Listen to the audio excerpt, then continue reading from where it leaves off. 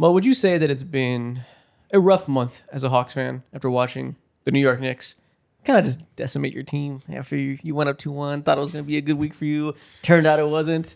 You'd say that's fair to say, right? That your playoff basketball hasn't been fun?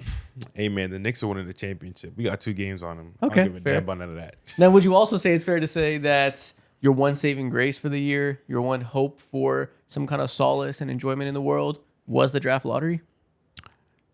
Valid. Would you fair to say that you had a pretty horrible night yesterday? You know what? There could be worse teams. I could be the Sacramento Kings. I could be the Indiana Pacers. But you know what? This is just the cherry on top. I wasn't supposed to have this pick. This pick really don't belong to us. So it is what it is. The gimmick I'll be returns again. Meet Gimmick Man. Exactly. We weren't supposed to be here. I wasn't supposed to be here, man. I mean, I literally wasn't. As you guys see by the title, we're here today to react to the NBA draft lottery, talk about where every single team's pick fell, who the winners were, who the losers were. And this is like a pivotal draft lottery that will literally shape the next 5 years of NBA hoops potentially. So lots to dive into today. Some pretty big losers to talk about today, especially Mo and the Hawks. Yeah, I ain't gonna lie. That shit hurt. There it is. There's the That truth. shit hurt. Let's talk about it. Cue the intro music. We're throwing it back. Whoa. That's crazy. He was bragging. I unmuted The cranium is crazy. Oh my god.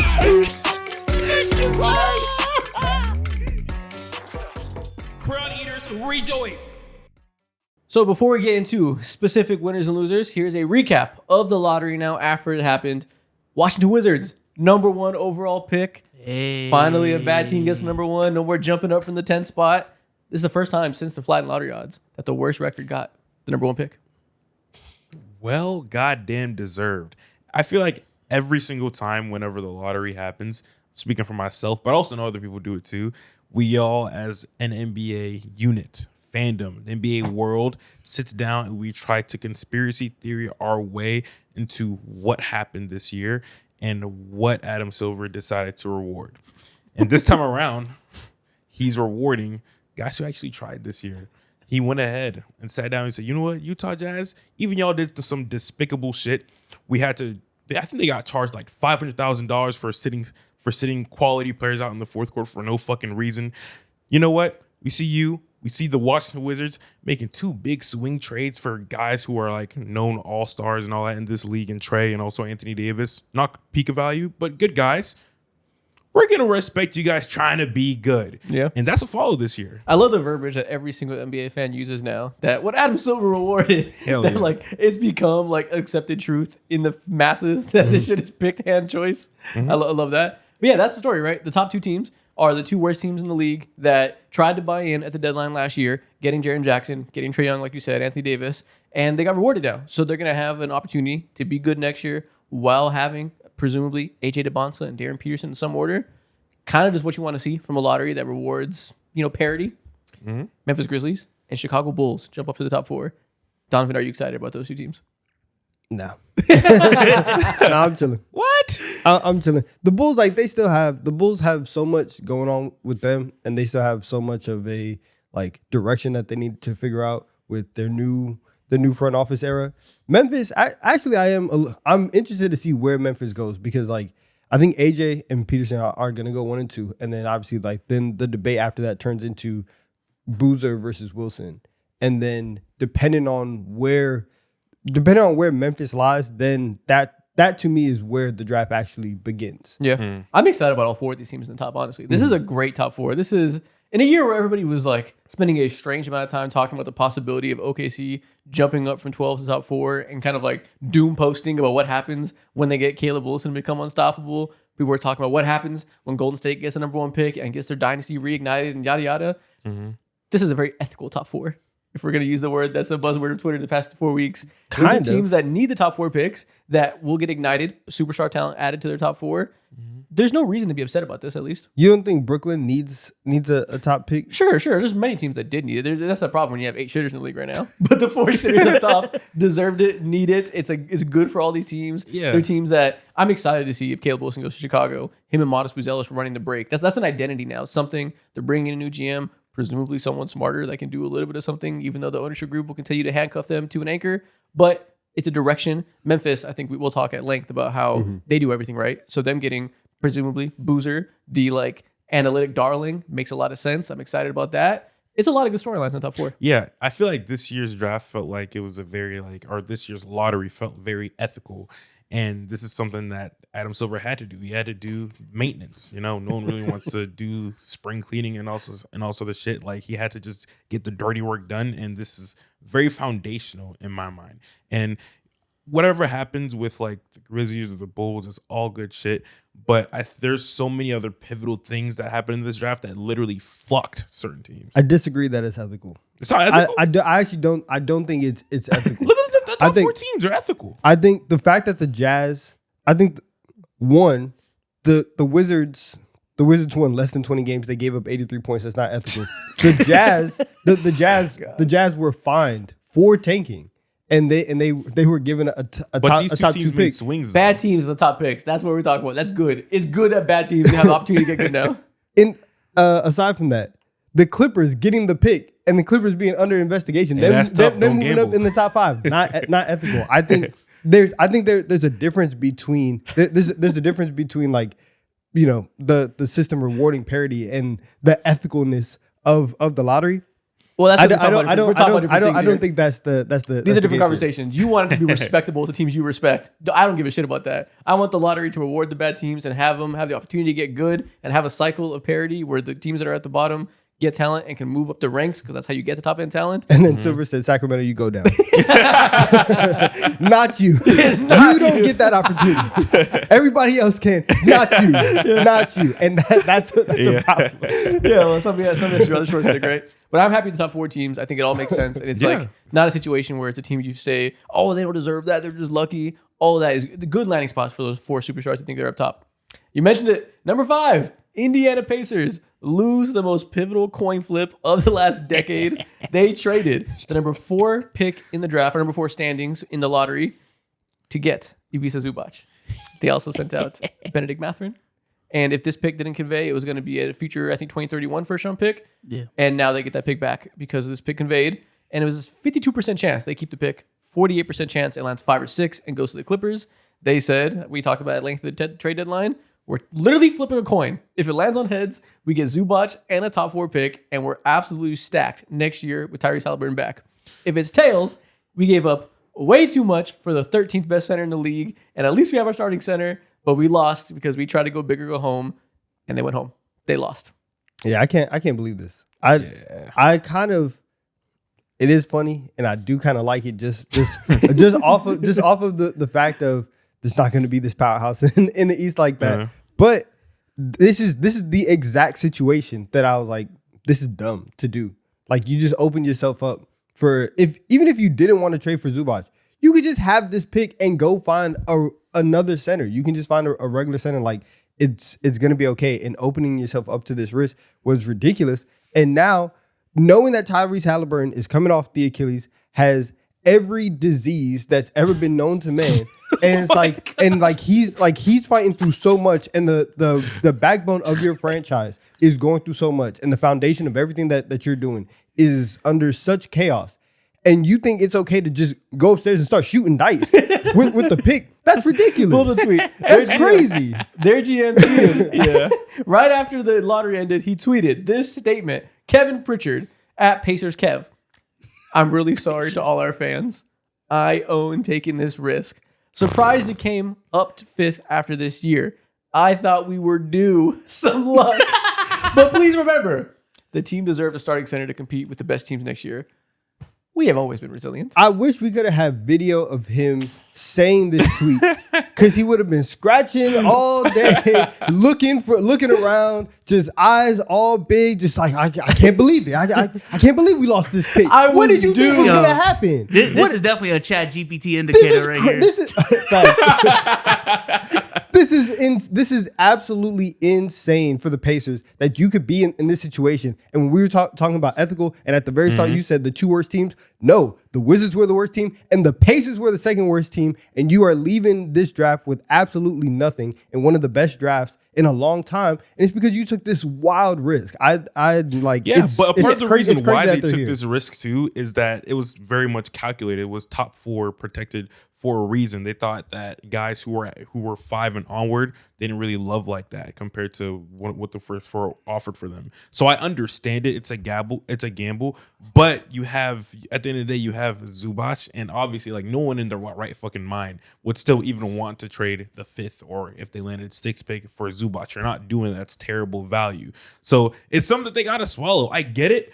But it was calculated, you know. Yeah, they'd rather have a Caleb. It was calculated incorrectly. Everybody always says that when something doesn't go their way, it was a calculated risk. You calculated incorrectly, and it was something that we saw from the moment you made the deal. Okay, come on. Every bet is a bad bet if you're telling them it's a bad bet after you already lost. I was saying it was a bad bet before. Sure, but like we knew it's a gamble, right? And of course, it's easy to say you're an idiot when you already lost the gamble. That was built in. They knew they had the opportunity to lose it. Like Mo said, there is still some idea that the worst case scenario, we have a starting center that fits great. We had no starting center before, and we're still going to be a good team next year. It's unfortunate. It's a shitty downside that we overpaid so bad for Zubac, but at least we have a good player. And in the short term, with that 5th pick, they weren't going to get a win-now contributor at that spot unless they pick Yaxel, which I guess they could reach there. You're probably going to get a young guard who for the first couple of years is going to develop, and it would be nice to have that player, obviously more valuable than Zubac.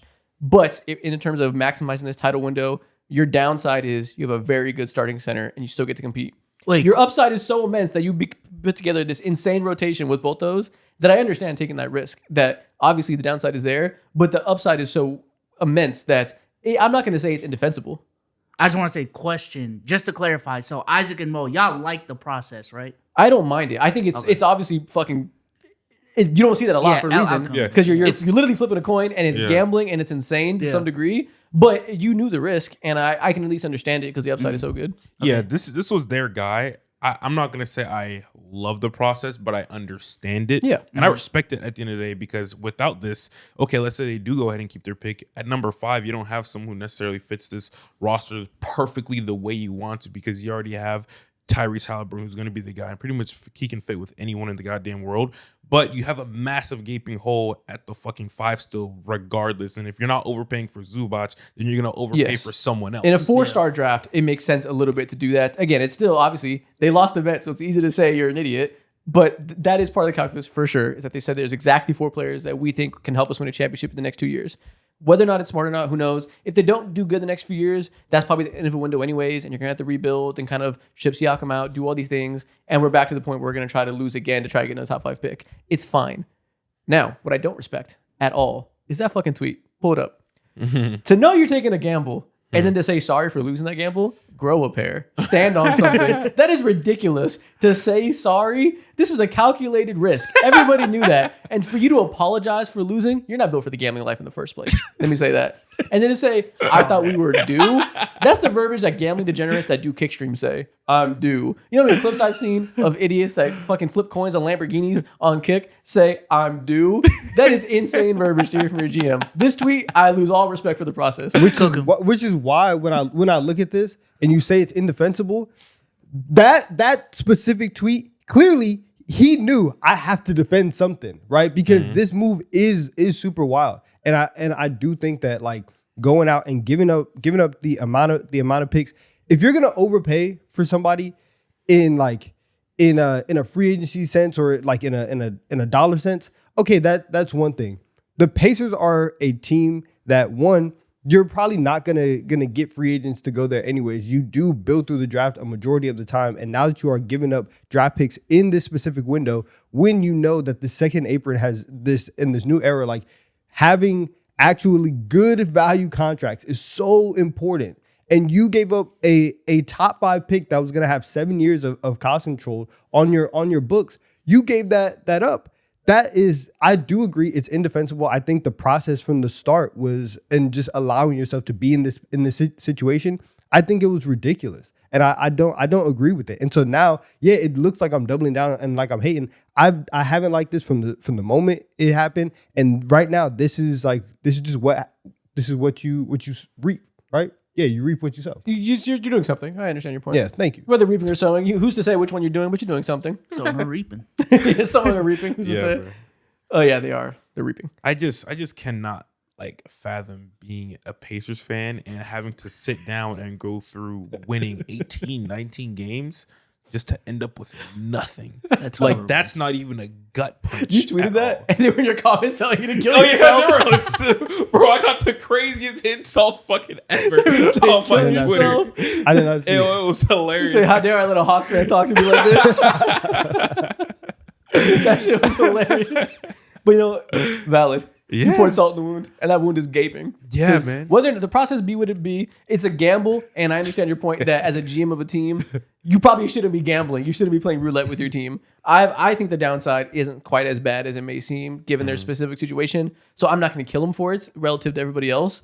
But I understand the risk, and you probably don't want your team operating that way just because you can't deal with downsides this immense as a small market team. Mo, this tweet was hilarious, bro. Someone been posting that AJ DeBon's gonna clip after every Pacers loss to only walk away with nothing. Bro, it was insane how consistent they were with posting those clips. It's like I can't imagine and fathom the heartbreak and pain going through this after looking forward to something every single night, bro. If they They're like, would've it's gotten okay. 4? AJ's on the way to get nothing. If they would have gotten Caleb Wilson. Yeah, if they gotten 4, Caleb Wilson or something like that, or even if like, hey, fuck it, if they didn't do this straight in the first place and ended up with 5, hey man, you could work with some, bro. Nothing. But see, think about it. If they did end up with 5, I guess you could still trade for Zubac. You would have to go with future picks and not this one. So they probably still could have done that trade now, right? They could have just traded the 29 and 31 picks and gotten Zubac still. Sure. So that's possible. And then you draft? Who'd you draft at 5 for them? Because what is a young guard going to do for you right now? I guess you just solidify your depth and pick your pick of the litter for your backup point guard. Yeah, whoever you feel like is best, whoever you feel like can Kingston play Fleming, whatever. alongside Halliburton and Nemhard. So Yeah, so sure. That's the other side. But again, Yeah. the upside would have been they could have had Caleb Wilson and Zubac. I understand it. Like it sucks. that could have been league changing. It sucks. Yeah, that's exactly why they said precisely top 4 protected. And After what I'm 5, describing not the is best gambling position. addiction, and this is why you don't do it. Because what I'm saying is, it could have been so good they could have hit red, Yeah. but they didn't, and that's the downside. Yeah, it's tough. Man. But for the Clippers, amazing year for the Clippers. You trade James Harden and get a 26-year-old point guard. Yeah. That's going to be here for the long run. Your building block in Darius Garland, who once he gets his feet healthy, if he gets his feet healthy long term, legitimate building block. You asked them 2 years ago, could you imagine landing an all-star like that in the position they're in? They'd say, fuck no. Then you trade that, and now you get the 5th pick to pair with him. That is an amazing pivot opportunity for a team that seemingly had no pivot opportunities. And now they can draft somebody win now, whoever they may be. We'll talk about that later. To pair with Kawhi and Garland. Or they get even more big brain and trade Kawhi, sell high this summer. That's possible. They could enter a very, very surprisingly bright future. Well, bright because they still have no pick control, but bright-ish for where they could have been. It is wild that they got this 5th pick. And it's going to be hilarious when the league takes it away. They'll take it away next summer. So this is their last opportunity, I think. Facts. They're not going to take it away before the draft. So they can get this one in, and the next couple are getting taken. Silver, what are you made of, man? How fast are you willing to move? Exactly. Give it back to the Pacers. Oh no, that'd be crazy. That'd be so The crazy. tweet Kevin Pritchard would send, My bad, yo. I knew it the whole time. I just had to show face. Don't apologize for being early. This is resiliency. Yeah. Nah, but Garland, number 5 pick Kawhi. I definitely think, and the way that Garland was playing, whenever he got to LA, like if he's gonna be there and he's gonna be healthy, and it is just for Clippers fans, it is kind of annoying that the 2 guys that you have are guys that have had major just injury issues over the last couple of years, and they haven't been healthy all the time. But Yeah. it is what it is. But to be fair, that's the only reason you have Garland. Yeah. If he was healthy, you wouldn't have a chance of getting him. Yeah. And now you have a 26-year-old point guard. You have a top 5 pick. I think right now it's much easier to say, yeah, trade Kawhi, because I think that the teams who would need a Kawhi, it's not smart for them to go out on a limb and take that risk of giving up assets to go get him, especially with any type of punishment not being stated out in public. So I think if you're the Clippers rocking with this core, and just seeing where this takes us, I think it can happen. And if you don't start next season 14 and whatever, like if you just have a regular season, you can be in the mix. You could be at the top of the play-in, top 6, whatever. Like there's a world where they are actually competitive. Yeah, and we'll have an interesting conversation later in this episode when we do a mock draft of should they think about win now players for that exact reason. Win now in the draft, relative, a little bit older players that can contribute this season, or should they think about like post Kawhi, rip the bandit off, let's get a young player to pair with Garland. Interesting choices here for them for sure. Yeah. Okay, next pick. Obviously, so far winners and losers. I think obviously the top 4 teams are all winners. Pacers are losers. Clippers are massive winners. Next two, the biggest losers of this draft outside the Pacers. Brooklyn Nets and Kings fall to 6 and 7. No, this is tough. Very tough. 2 years ago, the Brooklyn Nets traded back for control of their picks. Said, we're finally going to take and do things the right way. They've been rewarded by falling in the draft a total of 5 spots, getting the 8th pick and the Sick. 6th pick. Shout out for doing things ethically. Nobody cares when you're in Brooklyn. Yeah, this absolutely is hilarious because they needed this pick more than fucking ever, considering that next year they don't have control of their pick at all. They actually don't have their pick at all. That belongs to the Houston Rockets. And for a team that went ahead and traded or went ahead last year and they selected 5 guards in the first round or came up for the draft with 5 different guys, and for all those guys to be, productive NBA players, or some of them productive NBA players so far, but nothing really jump out the paper. No real foundational pieces, and you're still walking into the season with the same exact questions. That fucking sucks. That's a shot to the heart. And it's a shot to the heart considering position-wise too, because this draft is outside of the top 4 guys, littered with point guards. You just took a bunch of those guys already. What the fuck are we doing? Let's do it again. So only one of them is good so far, and he's really like a wing that can pass in Demon. So I don't think they're really in a position where they can't take a point guard. I'm not letting Ben Seraph dictate my fucking future. Yeah. So yeah, you know what? Take Darius Acuff. Nothing's stopping you. Go ahead, do it. I think that's something that they should do. Whoever's the best guard available, whether it be Flemings, Acuff, or Wagler, whatever it is that they have in mind, they have no choice but to go for ceiling for the next few years. Yeah. So it'd be nice to be top 4, obviously. This is a class that 6 and 7 has those talented guards. So if you're gonna fall in a class, like last year's hurts worse to me. Them ending up with Demon last year hurts a little more to me than a 6. Like they can very much take Acuff, and I think probably feel good about it. It'd be better to have Caleb Wilson, better to have Boozer, but as a consolation prize, I think this portion of the first round isn't too bad. Who's still a Nets fan? Honestly, after draft lottery day, I do feel the worst that I feel for all of the franchises and all of the fan bases for that exact reason of y'all won 20 games this year. Yeah. And for you to walk away in a spot lower than what you are. And also, all of these are like, we're doing ping pong balls, it's all probabilities. However, everybody gets in their mind that whatever slot they're in, they're like, okay, we own that slot. It's like, not really. Like, it's not really yours. But you get so attached to being like, we should be in the top 4, and for them to fall out, it is rough. I'm with you. I think that none of the point guards that they drafted last year don't care. Yeah, we're going to keep throwing assets. We're going to keep throwing resources to find our point guard of the future, and we will build there. I think Nolan Traore might seems like he'll be a very quality 6-man for them. He's worth investing in. Don't care at all about Ben Seraph. So if we get Acuff to start, Demon plays like the 2 or 3, still continue to build out some wings around those guys, I'm completely okay with that vision. Or Fleming, whoever they like of the guards at pick 6. Yeah, man, just not ideal at all. Not ideal at all. I actually kind of like that. I don't know. I'm not losing that much sleep personally if I'm a Nets fan. Now, Kings fans, you should be. Well, you should be seeking solace. They've been awake. They've had insomnia for like 20 Fair. years now. Fair. So they haven't had a good night's rest in 2 decades. And I mean, last night was no different. I legit don't know if there has been a more desolate future in NBA in the NBA over the last 10, 15 years. No, we say that, but what makes your statement you feel like even more true is that they don't have to be like this or live like this. They didn't make no seismic trade for any superstars who are old and impending like the Brooklyn Nets or any other team that you can think of that fell on their face, or like the Phoenix Suns or anything like that.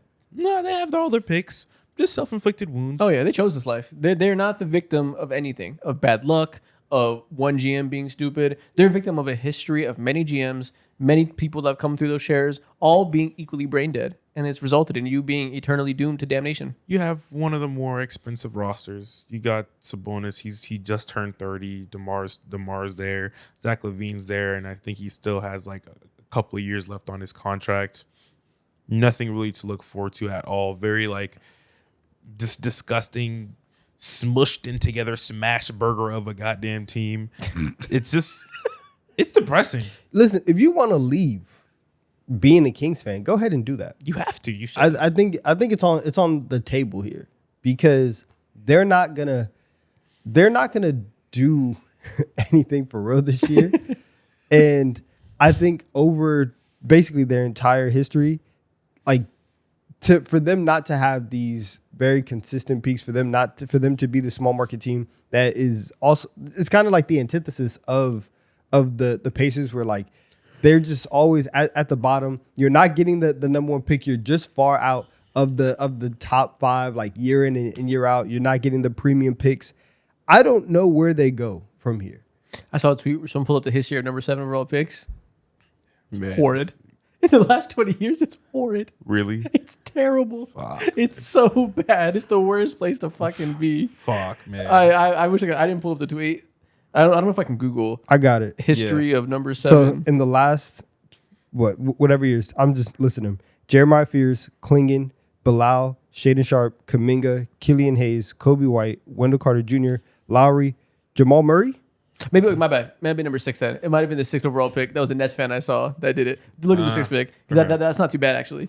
What's the 6th pick? I think there's that one. 6th pick, Trey Johnson, Salon, Anthony Black, Matherin, Giddey, Onyeka, Jarrett Culver, Mo Bamba, Jonathan Isaac, Buddy Hield, Willie Cauley-Stein, Marcus Smart, Nerlens Noel, Dame, Jan Vesley. You need to go back to Dame. yeah. Dame was drafted 14 years That ago. was 2012. Dame was drafted 15 years ago. That was awful. Yeah, it wasn't the 7th pick. 7th pick, you can sleep well at night. There's some stars there usually. 6th pick, history says you're fucked. Hey, Sacramento, let's get to work, man. Let's become competent. I think this is a good exercise for the franchise. But how? nothing to do. How? Be a good GM. Be a good front office and, actually scout draft prospects properly. Get the diamonds in the rough. What the fuck is wrong with you? You're asking for way too much. You think they want to be good? These are the Kings. That's Come the on thing. now. They do want to be good, and No, they don't. They want to sell tickets and exist. you are telling them you're telling the GM to roll the ball out and to put your hand in the dirt and just to He just to go doesn't out- know how. and to go out and make plays. He doesn't have the juice like that. But how do you learn though? You got to roll the ball out at some point. They've had a lot of opportunities and the ball goes out of bounds every time. They keep rolling it out the door. This is not your sport. Go play lacrosse, right? Go play soccer. No, don't but even this is know what if- I'm saying though. I'm glad they didn't get a top pick so that you know what I'm saying. And I that's the hear thing. you. That's No. why Adam Silver didn't want to reward Yeah. guys like them because they Yeah. fuck up everything that they They've get their only had hands an onto. opportunity. They've had so many opportunities to try to draft well. 6, Like the 7, Wizards haven't done that. I mean, this is a new Wizards regime. It's different now. They did. The It's Wizards are different fine. now. Just Yeah. blowing it up with this new regime post Bradley Beal, they've been fine. They sucked ass last year, but like their process has been fine. Yeah, the only like bad move that you could really like sit down and castrate over the last few years is the Denny thing, but that's like very like okay, it's whatever. And like, they weren't resting. Just people- trade All Star, whatever. They weren't trading for All Stars and resting them outside of the Trae Young thing because Anthony Davis was hurt and the Trae Young thing, like we knew at that point it was too far gone. They were legit ass before that. Like they just were bad because their players sucked. So it wasn't quite as egregious of a like, oh, they're taking on purpose. They sucked ass. So Yeah. I don't feel too bad at all about the Wizards. yeah, Who's number 9 and 10? Let's go back to that. 9 and 10. We have 9, the Dallas Mavericks, stay where they are. Didn't jump up. Their one opportunity before their pick loses control with a lot of swaps for the next 5 years. The one opportunity to add an elite talent next to Cooper Flag. They're going to get out the mud and do some good scouting and find the guy number 9 because they didn't get lucky. this is regardless of the fact. I think for the Dallas Mavericks, specifically for the Hawks and Mavericks, I like where they ended up being because these are teams that both they do need guards. I'm skeptical whether Atlanta will actually do that or not, but I think that because of how deep this is guard wise and how there's so many quality guys who can do so many different things for your teams, and these are teams that kind of like need so many different things too from that position too. You can't be too upset. Yeah, you'd want to be higher so you have more optionality. But at the end of the day, like guys like Phylon is going to be up there, and Burries might be up there as well. And in any situation, in any universe, those guys will be productive for your team. Yeah. Seamless fits. I you're right. I accidentally skipped the Hawks. Oops. Number 8, the Hawks get the Pelicans pick. They had the opportunity to get the best of the Pelicans and the Milwaukee Bucks. Pelicans fell at 8. Milwaukee Bucks fell at 10. You had potentially, I think, was it the 4th best odds total with the 2 odds combined? Yeah. Well, you got 8. I don't know. Was it the 4th or of the top 4 picks? I think the top 4 teams have like 40 yeah, percent. it was the 4th. You're right. Yeah, And the top 4 actually it might have been higher because I think I'm looking at it now. Scroll to the right a little bit.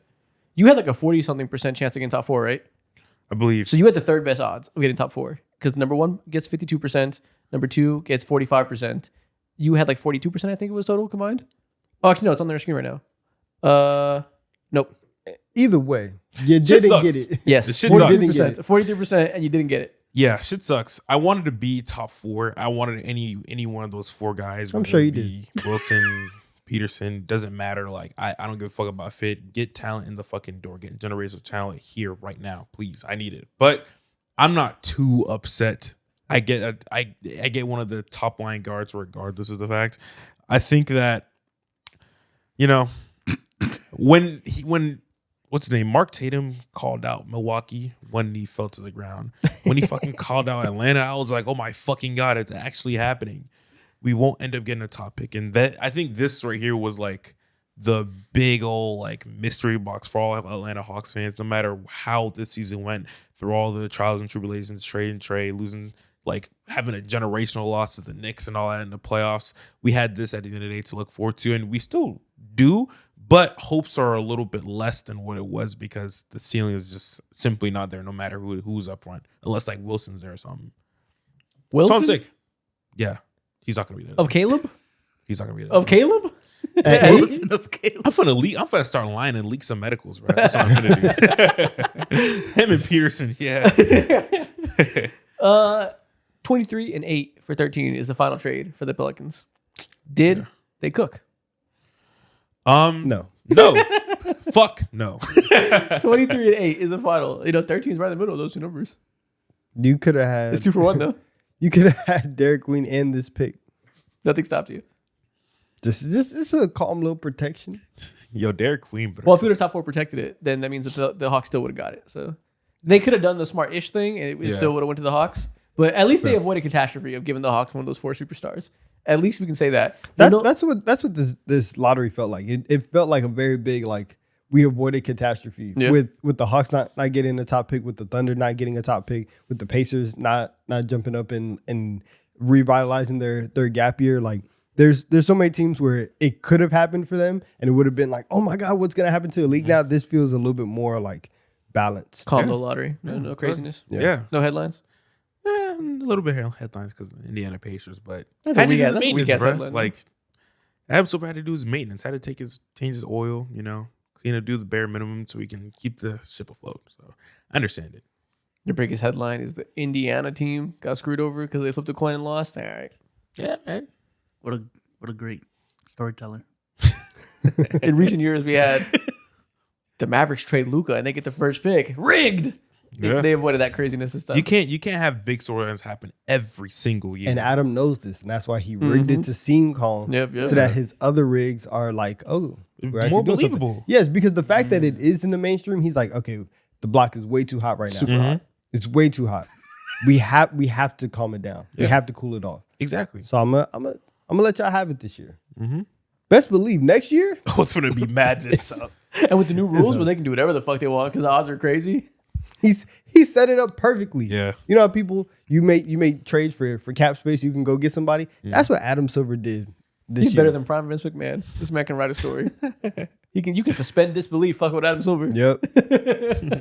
Still got us thinking it's real. That's how great he is. Praise him. We're talking about worst commissioner in sports. All he cares about is money. No, he cares about telling a story, and he's amazing at it. He's just a writer. He's just a thespian. He's a cinephile. David Stern was never moving like this. Find Adam Silver's letterbox right now. Let's see what he David likes. Stern might have been mean. He might have been effective. His pen work was not such an Adams. Who do you think his favorite director is? He Adam loves twists. So who writes a lot of twists in their movies? Kevin Feige. He loves world building. The Tarantino guy. Maybe. He's an M. Night Shyamalan. Yeah. I think Adam Silver has a lot of respect for Martin Scorsese. Ryan Coogler guy. But yeah, that is the top of the picks. So recap. I don't think you spent the time in the top 4, actually, to go back real quick. We kind of glossed over it.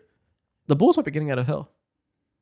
Yeah, I mean, when it comes to how they completely cleaned out their entire front office, cleaned out Billy Donovan from the scene too, I feel very optimistic because they have a lot of interesting pieces, headlined by Modest Buzelis for real, and also Noah Senge being like 7 foot tall now, I guess, which is like interesting. But outside of that, like they have like a whole lot of confusing moving pieces on the roster. But like adding whatever young player, whether it be somehow Boozer slips their way, which is very possible. I think Caleb Wilson's one of them ones. And if you were to watch more tape on him, Donovan, you'd be like, oh yeah, like he feels like a very U-coded player.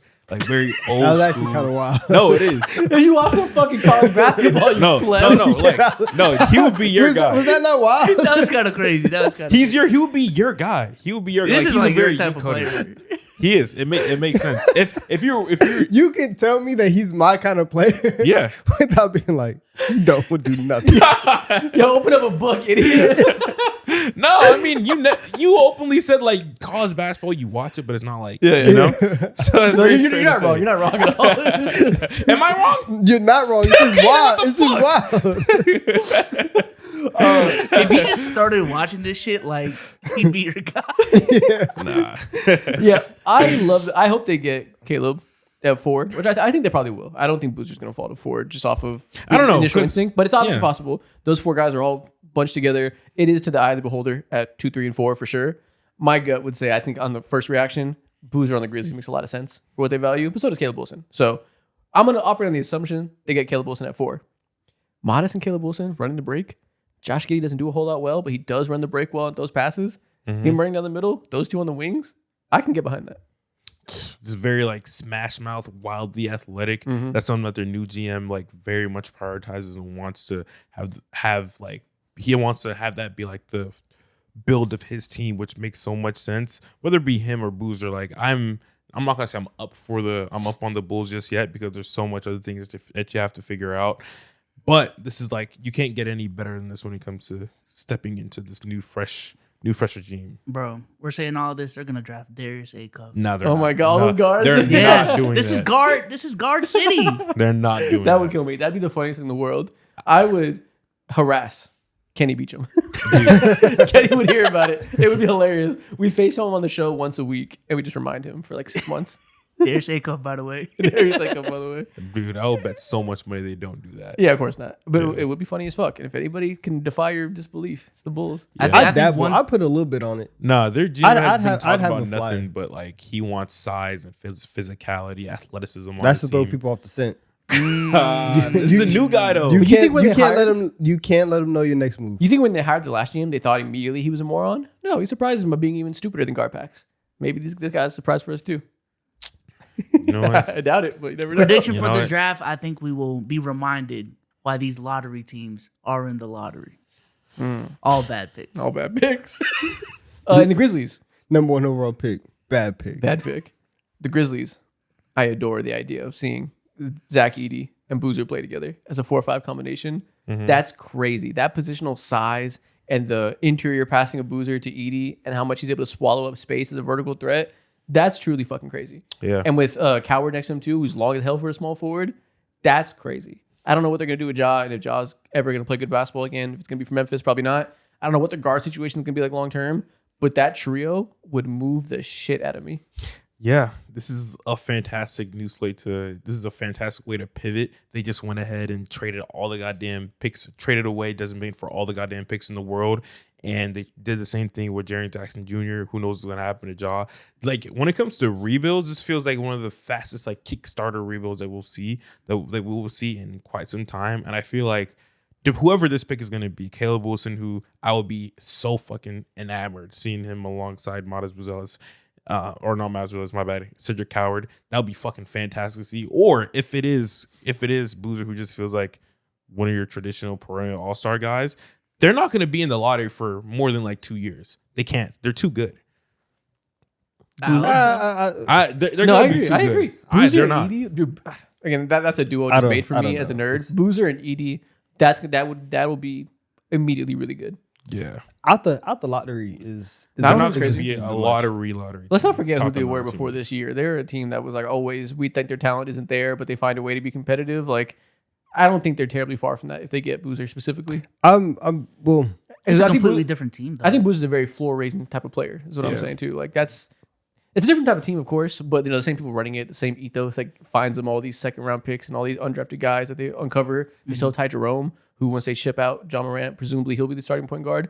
I like that, the combination of players I just named. Yeah. That's not gonna be a bad team very long at all. Yeah, Jalen Wells is still there, and he's growing and developing. He's not a bad player at all. And then, of course, Santiago Damas. They have a lot of depth pieces there. Cam Spencer's there, who's good. Like, bro, they're not like a nothing team. They can compete in the West. They're not going to be like an 11th seed. Worst case scenario, I think next year, if this player ends up being what they have been advertised as, I think they probably finish like a 10th seed next And year. that really matters if Edie's healthy or not. Because Yeah. if Edie shows us what he showed us, and it was like, was it 12 games he played this year before he got hurt? That was a different level of player. Will he ever stay healthy with that frame? I don't know. Who's to say? But even if that's the starting five, you mentioned Jalen Wells. If it's Ty Jerome, Jalen Wells, Coward, Boozer, and Edie, that immediately moves me. I'm gonna get up here and say that's a 9 seed, something crazy. that's I'm a gonna big- nerd the fuck out over that team. Yeah, that's a big ass team. I like it. Fair. I'm looking at the West standings right now, and it's just like finding. I guess I can kind of see them getting up to 10, but also like the Mavs, like Cooper's ascension and them, adding another piece this year, seeing what they can do. There's also just teams like the Suns will probably be decent again next year. The Clippers are going to be better. I feel like jumping into that top 10 and getting into the playing range, that is hard, and that sure. is tough. And so I don't sure see it it is. right now. I think Boozer is that level of guy though that's gonna be an all-star that like he's not Cooper Flag, but as far as like assuming year 2 Cooper Flag makes his team incredible, I'm not going to go that far to say like that makes them for sure a better team just because we'll see what they get with the, what was it, that 9th pick they had. It's not like they're adding Caleb Wilson, they're adding Boozer himself. So I'm not going to assume that's a great team next year just because the surrounding cast around them isn't one that you're like, they're primed for a jump, they're so deep. And the Suns, salute. I won't be shocked if we look up next year and they got lapped by some young teams. But You know what's- even Dallas, Yeah. even Dallas, like you're getting Kyrie back, you're getting True, I forgot about Kyrie. Yeah, Yeah, you're getting Kyrie back, you're getting Lively back. You got this pick. True. Yeah, you're gonna be much more competitive than you were this year. I forgot Kyrie. That changes everything completely. So I think Dallas, like the situation that you guys are describing for Memphis, I see that honestly a lot more for Dallas going into next year than I do for Memphis. Yeah, that's very fair. That's very fair. That's very fair. I think one thing that also is like, it doesn't leave a sour taste in my mouth, but it's also like, damn, if I wish I knew, if I knew we were gonna be at number 2, I wouldn't have done it with Utah and how they traded for Jaren Jackson Jr., which I love that. I like that move still to this day. But knowing that you got the number 2 overall pick, Cameron Boozer's right there, and then on top of that too, you have ties because his dad played for your team, and it's also his dad is literal scout for this team too. You are like, you have been at every single level of basketball, like towards the top of every single conversation when it comes to being the best player in the world. And now like you have this guy here who still would, if Jaren Jackson Jr. wasn't here, he would be like a great fit on this team. But now that makes this whole conversation a little bit mucky, and you can't really even like entertain that for 2 seconds. And I guess that's more so like why I'm entertaining is because I'm kind of like dicey on Darren Peterson and how he will scale up and how last season went for him with all the health stuff. But also it's just like, it's interesting to see how things panned out for them. Okay, well, let's get into that then. Let's pivot straight into that type of conversation. Let's do a mock draft of the top 10 teams after the lottery. Let's talk about it. You're mentioning you're a little scared, Darren Peterson. You really like Cameron Boozer, Caleb Wilson. Let's sit down and look at each team and decide who, if we were in front of the front office right now, what we would do right now the day after the lottery. Okay, let's do it. Let's do it. Wizards are on the clock. Yes, we have this pulled up here. This is the Fanspo mock draft simulator. On here, we have the big board on the left, the team that's on the clock. On the right, you can see their current roster and the salary cap situation. Yeah. Who do you want for them at pick number 1? B. Obviously, it comes down to Peterson or DeBonsa. Go ahead and hit that music. Yeah, play the song. Oh. I thought you wanted me to play the Gunna song. Me too. I thought you How wanted about the AP spent 200K? No, we like our money over here. That too though. With the number 1 overall pick, the Washington Wizards select. AJ DeBonta. Oh, is it no debate to you? Is it obviously AJ? And I would assume if you're going to say yes, it's because he's a safer prospect, doesn't have the injury concerns of Darren Peterson, has the ceiling of Darren Peterson though, and overall you just have no real questions on him being good. Yeah, I think it feels very safe to say that he should probably be the number 1 overall pick. I think when it comes to seeing how he fits alongside Alex Sarr, Keyshawn George, you have Trey who's still in his prime, and then you can get whatever you get from Anthony Davis. I think, and no matter what world or what scenario you're in, AJ DeBonta should be the answer regardless of the fact, even with fit. He feels like your stereotypical, prototypical 6'8", 6'9" guy, mad athletic, 3-level scorer. He shot like 33% from the field. He was overly taxed offensively, 33% from the 3-point line, but he shot like 78, 79% from the free throw line, and his touch is there. He's so creative when it comes to getting to his spots. He loves the mid-range shot. He covers so much ground with his length and all that. I think he feels like one of those guys who you look up and he's like, oh, this is just like an 8-time All-Star. Yeah. A guy who can sit down and call like one of the 2 to 3 best players on a championship level team. He's that level. Damn. Okay. Yeah, no, I agree. And I think Darren Peterson could be that as well. It's just the injury thing. And if you like both players a lot, I think it's fair to say that's going to be the differentiating factor. I know some people have some concerns about AJ and the fact that I don't know if he'll ever be an impact defender for his size. That's very true. Which is a problem at 6'9". You'd want a guy to be some type of defensive upside. And his just inactivity at the college level is pretty crazy for a prospect of his level. He's one of the lowest stock percentages you'll see of any prospect that's deemed to be this level as a wing. Doesn't do a lot of the off-ball stuff. Doesn't do a lot of like the wing stuff you want to see, especially from a team that has a go-to scorer in Anthony Davis when he's healthy. Has a lead point guard in Trae Young. You really want AJ to like grow as a wing, not just like an on-ball guy, be more of a traditional small forward, not this like combo shooting guard that a lot of guys become these days. So that'd be a question they have to ask. Do they think he can fit that? I assume the answer is probably yes. And if you can have him grow in that way, make it so he does the small stuff as a complementary player first, they can grow into being the on-ball scoring god. I like it. I think when it comes to like just situational, I don't think there's a better situation for him. You could argue Utah, but I don't think there's a better situation for him at all to not be overtaxed while also learning how to do all the nitty gritty things and then eventually growing up to becoming a top 10. But do we think Utah says this is our guy? He's in state. We put so much money into BYU's pockets to make sure we get this guy. Do we have to trade up and get him or one pick away? I think you have to consider it. Yeah. I think like if you're the Wizards though, do you consider it? No. I'm picking up the phone and I'm hanging up immediately. I'm calling the cops on you. Why would you want me to do that? What are you telling the cops what's happening to you?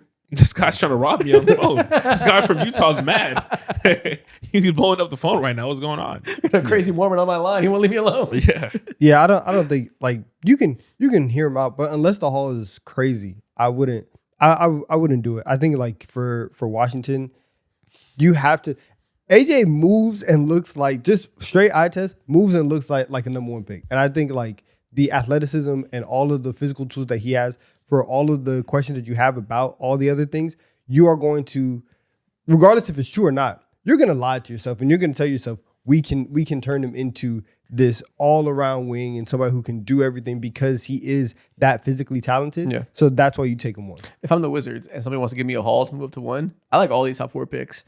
I think it wouldn't be unwise to trade down, take extra assets, and just, oh no, I got to pick the 3rd best All-Star of this class. I don't think that'd be crazy for this position they're in. Yeah, but also it says a lot that someone's willing to mortgage some of their future to get a step up and grab someone like AJ. So that would tell me like you want all this for him? If they want to throw me Keontae George in the 2 pick for the first that's pick. ridiculous. All right, you think Keontae George is a superstar? No, I'm like, I don't even know why they would. Nah, it's not even that. It's like, that's a lie. That's a lie. If you're doing that, then I'm saying hell no, because damn, you want him that bad? No. Mo, would Darren Peterson be your 1 without the injury concerns? I think he's probably like tier 3 or not tier 3, but he's like player number 3, maybe 4 for me, because I think that when you look at his tape versus him, and I didn't watch a lot of him. I don't watch high school basketball. I think that's just so crazy to me because they're literally like 16, 17 years old and they're not even fully into their body yet or whatever. Yeah. But I think it's so crazy to see how different he looks athletically from there compared to what he looks like and what he did in Kansas. But also in the same conversation too, the level of shooting and how easy he gets his bag off without any like real hard work is like tantalizing. So if someone walks up to me and be like, yeah, he's like he's the best player. He's a new this generation's Kobe Bryant or whatever the hell it is. It's cool. I would believe it. But I think for me, how he impacts the game, if he's not getting a bucket, he's a great defender. That also saves a lot. But the passing is what like stops the conversation for me. Yeah, the passing was a bit disappointing in terms of him being like a lead guard. So I think about him more as a combo now, more as a true shooting guard. I would definitely consider him number one if he didn't have the injury concerns. Okay. And if it didn't seem like it was something that might be following him, if it was just a one-time thing and there's 100% certainty, there's no type of lingering concerns, I would 1,000,000% be considering him at one. I think I'd rather consider Cameron Boozer one before him. This person. Interesting. I like all three. I think all three can be considered one. That's the real thing, is I think all three are number one overall level prospects. But okay, AJ DeBonsa goes first overall in our mock draft. Washington Wizards, Utah Jazz on the clock number 2. I think they obviously go Darren. He fits perfectly between all the giant players they have. Here's a guard-sized guy that's incredibly good when all you have is 6'9" players. Yeah, and you can tell him, just don't dry scoop the creatine. You'll be all right. Yeah. Dry scooping creatine. You'll be fine. Have you ever done that before? Dry scoop? No. Why would you dry scoop creatine? I don't know. I never took creatine before, so I'm just like... No, that was hilarious. I don't know who told him that. That shit was not true. Dry scooping That shit was... hilarious. He was saying bullshit on that on the I know. reports. He had to figure out some shit to say. That was such a cover-up. I'm not going to lie. There's no world, unless you took 10 times the dosage you're supposed to take a creatine and drink no water and your kidneys are fucked, then maybe creatine will give you full body cramps. I felt like I was going to die. Off of creatine. The most researched product in the history of fucking food He legit science. had to be drinking no water at all. At all.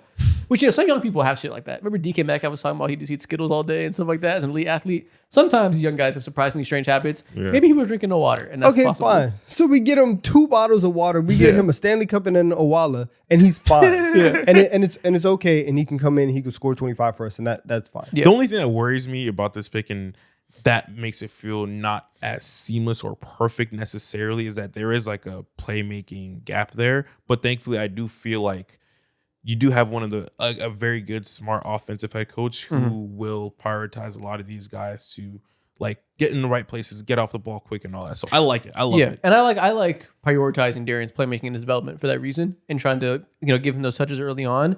And also that's a point guard problem is that they have to decide, is Keontae George that guy? Can he be a playmaker? If not, he's the one that's replaced eventually. Because Darren Peterson has such a ceiling, such a floor that I'm not worried about that in terms of anything. He's good enough that we figure out the rest around him. I agree. Yeah, I'm not letting Keontae George sit down and like mess up what this guy could be at all. Yeah, so we say that a lot.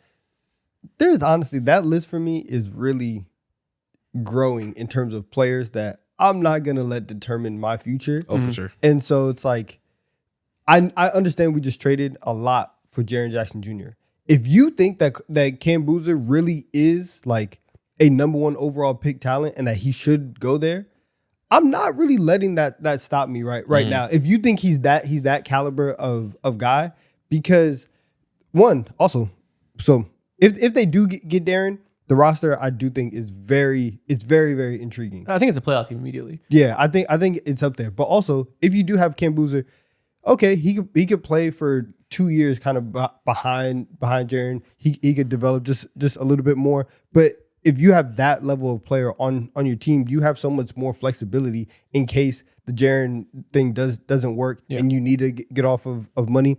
I think it's okay to even still consider that at this point. It'd just be so weird and wonky to roll into next season with Keontae, and then you have a slew of guys. You got Jaren Jackson Jr. playing year 2 or something like that. You got Jaren. We're gonna break basketball, bro.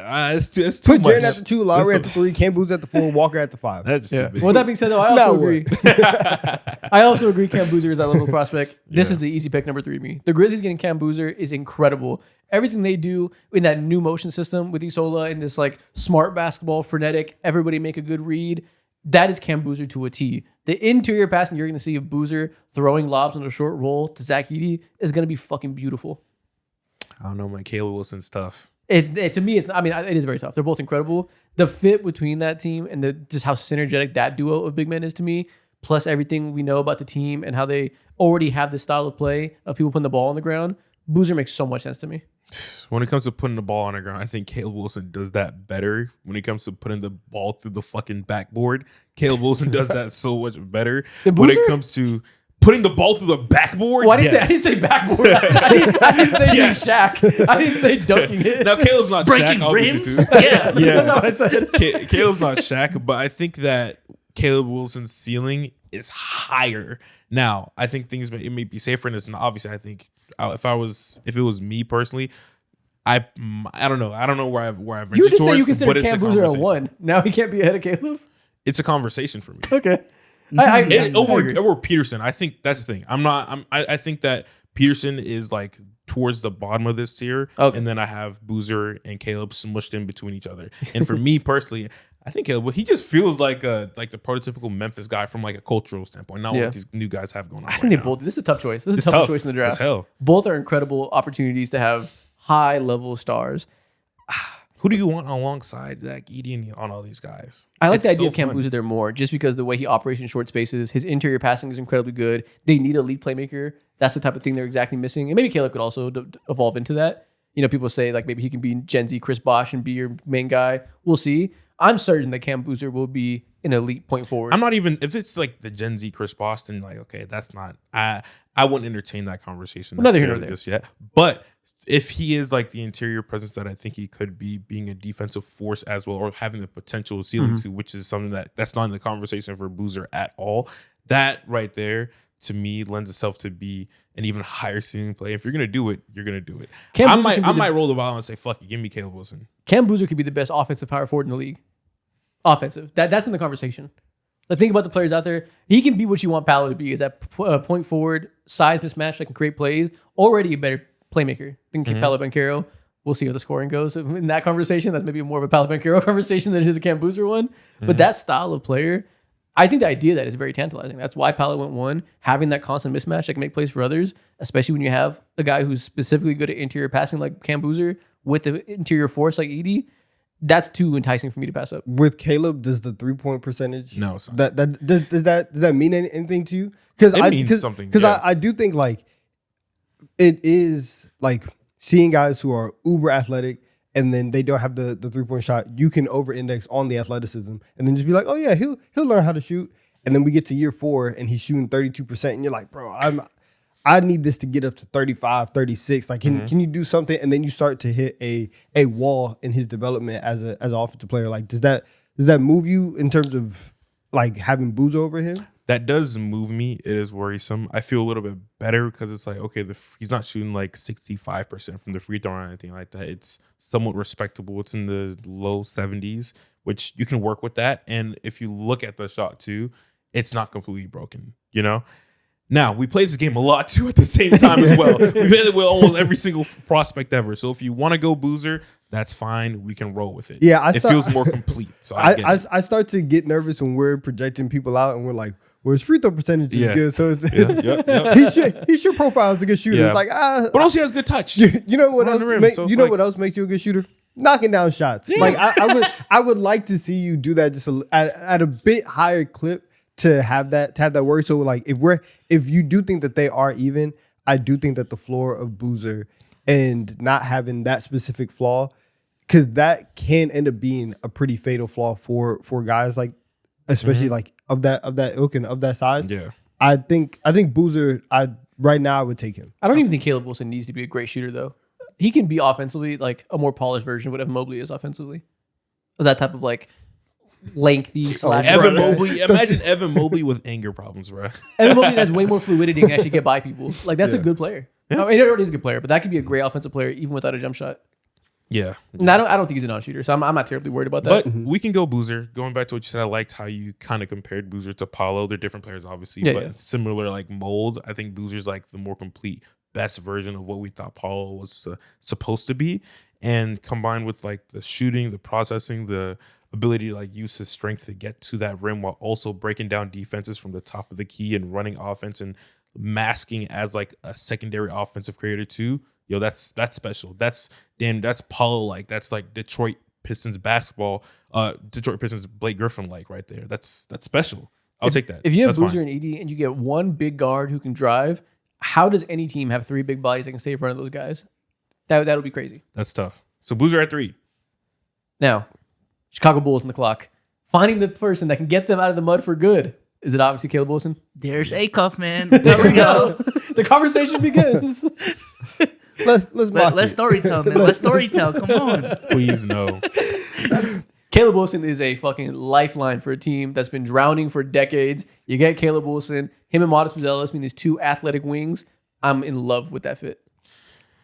Yeah, I agree. I think that's the best fit right now for them. It's the best ceiling play right now too. Him and Modest are like they go together so well, and you're restarting your entire team. You don't know what center is going to be there for you for the future. So yeah, get the best player available. Yep, easy pick. Number 5, Clippers. Getting this pick from the Pacers. What do they do with this opportunity in front of them? Right now, this tier of prospects, mostly a bunch of lead guards. They already have Darius Garland, who firmly cannot play with another small guard. You're still trying to win now because you got Kawhi. What do they do? You think firmly can play? Firmly. If you want to be a good team, you cannot have 2 small guards, and Garland being one of them. Yeah. Maybe I feel a little bit higher on Garland. No, I'm high on Garland. It's yeah. just like maximizing Garland. Yeah. So Like defensively, you're not going to survive with him being equally as held back as a guard next to him.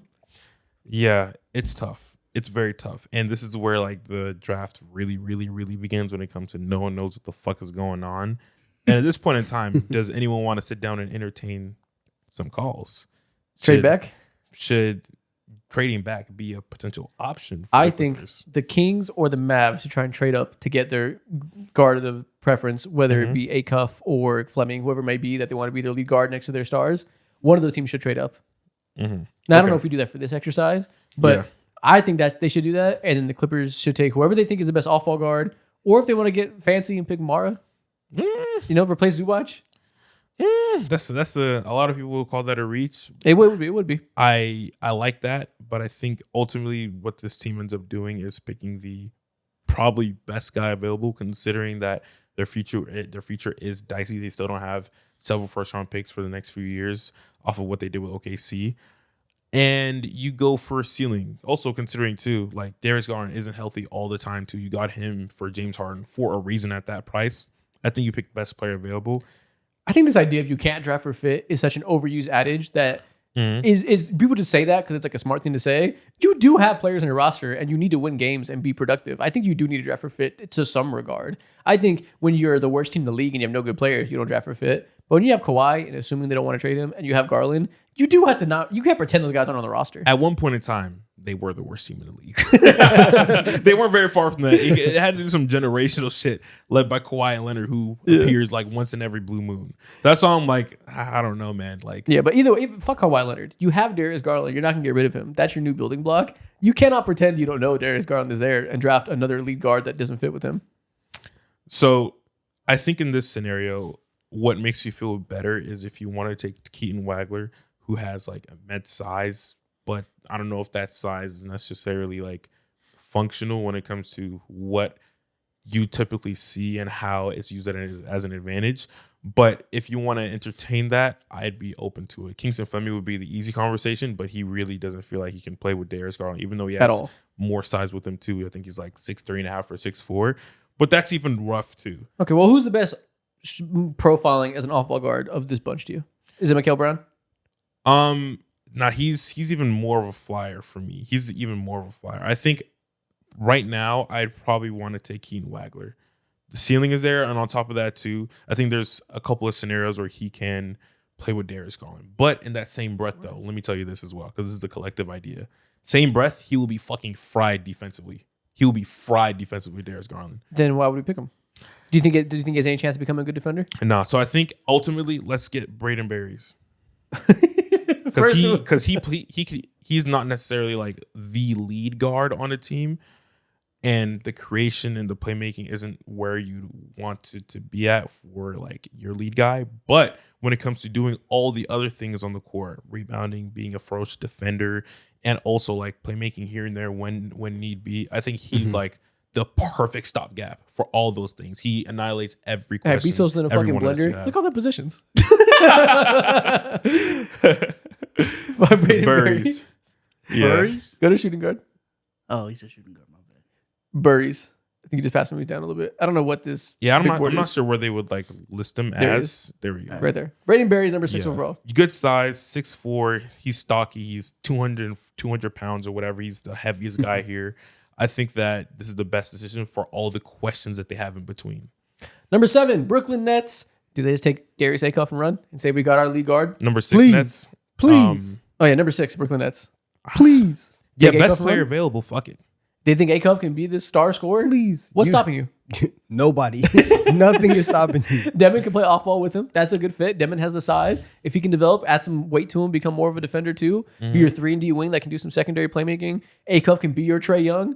I'm not mad at it. I'm not mad. I think Acuff right now, he is like offensively, he's the most all-around guard here, and he has he's top end at a lot of goddamn skills. He can get it at the paint. He's a good paint scorer. He does a great job at getting those touches. He's a great mid-range scorer. He has a floater.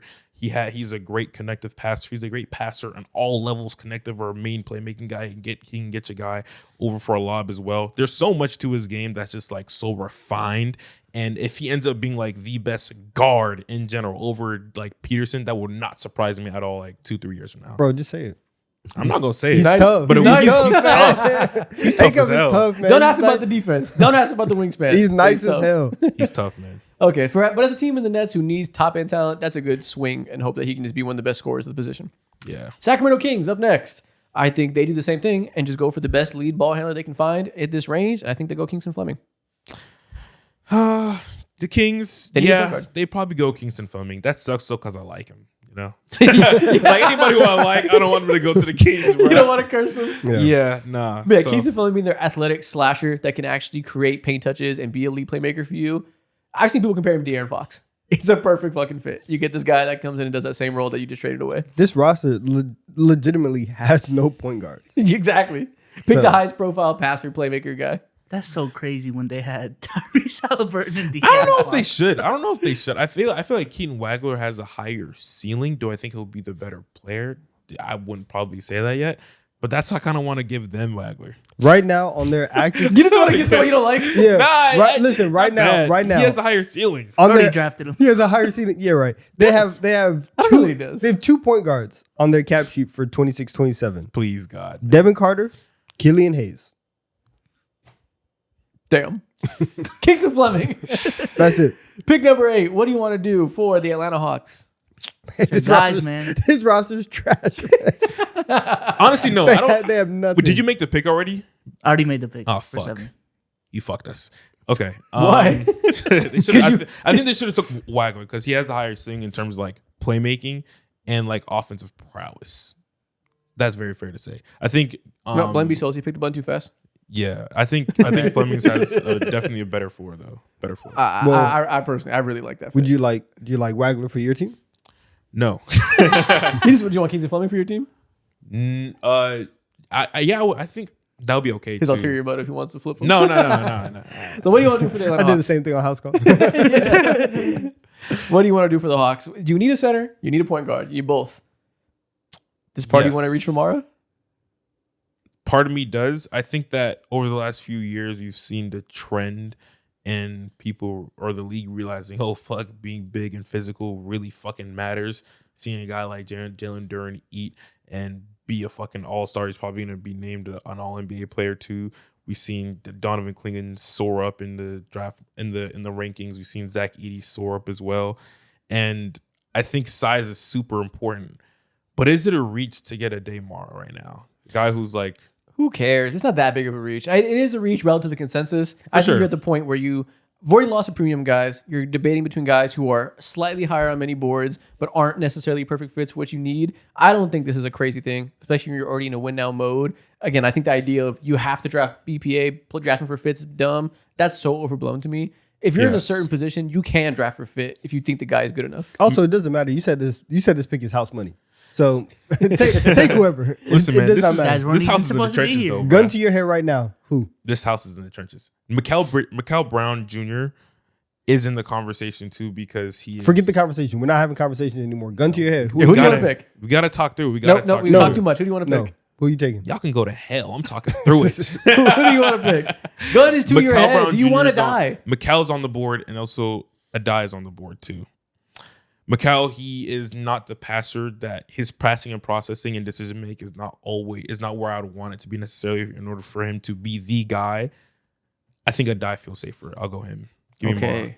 You know, reaches happen. Reaches relative to consensus happen every year. Yeah. Let it be you if he's going to be good. Why not? The size is too crazy alongside Jalen Johnson. Shout out to Nyeka Kongwu. Having him in Press center. a day on there would be so good for versatility. We won't be abused by Carl Anthony Towns no more. Listen, man. That's gonna happen. That's your cat stopper? He's our stopper for a lot of guys. Okay. Yeah. Next up, who's number 9? 1B stopper. We have The Mavs. Dallas Mavericks number 9. I know they're sick as hell because a lot of their top guys went out, but it's okay because I think Mikal Brown is here. You know Keen Wagler? You were talking about how much you love him. They need a lead guard. Who? Keen Wagler. Ooh, Keen Wagler. You were just saying you love him here. so much. They need a high ceiling guard next to Cooper Flag long term. Keen Wagler still here. Damn.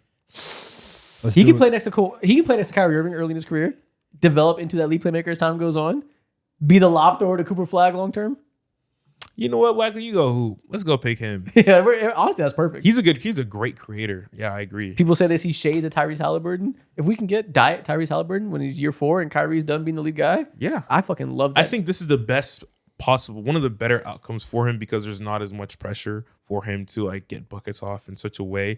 One thing that people will always like harp on is that he is like the smallest 6'6" dude you've seen in your life so in terms skinny. of like weight and also athletically too. I think people will always like harped on, this dude just cannot dunk. He does not dunk at all. And then someone posted a video of him dunking in like pregame warm-ups and people lost their minds and shit months ago. So I think that for all those things, this is one of the more physical teams and bigger teams out there. And this covers up a lot of quote unquote weaknesses for him. So Wagler, you're home. There you go. All right, there Perfect you go. fit. Last pick, number 10, Milwaukee Bucks. Do we want to assume they keep Giannis or trade Giannis? Trey Giannis. I don't even think it matters at this point. I think all the guys available still would fit perfectly well alongside Giannis. Well, I was going to say, if they keep Giannis, do they potentially entertain picking Yaxel and trying to win now with the guy who's 22? No, he's not 22. He's like 24. I'm 24, my bad. 23. Old He's ass going to be rookie. like 24 at the start of the year. Old ass rookie. Yeah. Even older than 22. Does they entertain going win now to keep Giannis happy? Giannis is gone. Fuck no. He's gone. He might not be. That's the crazy part. He really might not be. And you're saying fuck no. I will agree. blow Milwaukee up if he's still on the team. At the start If they keep of the Giannis, season. if they make a move, We Blow cannot. Milwaukee up. I can't go through another season of this. Fuck. all right. So for your mental health, we assume I they trade can't. Giannis. I can't do it. It doesn't matter. It doesn't matter. I think they're taking Okay, a for my Cardinals mental approach. health, they better trade Giannis. Please. So what guard do you like here to pick from this bunch? Mikal. Mikal Brown Jr. There you go. Yeah.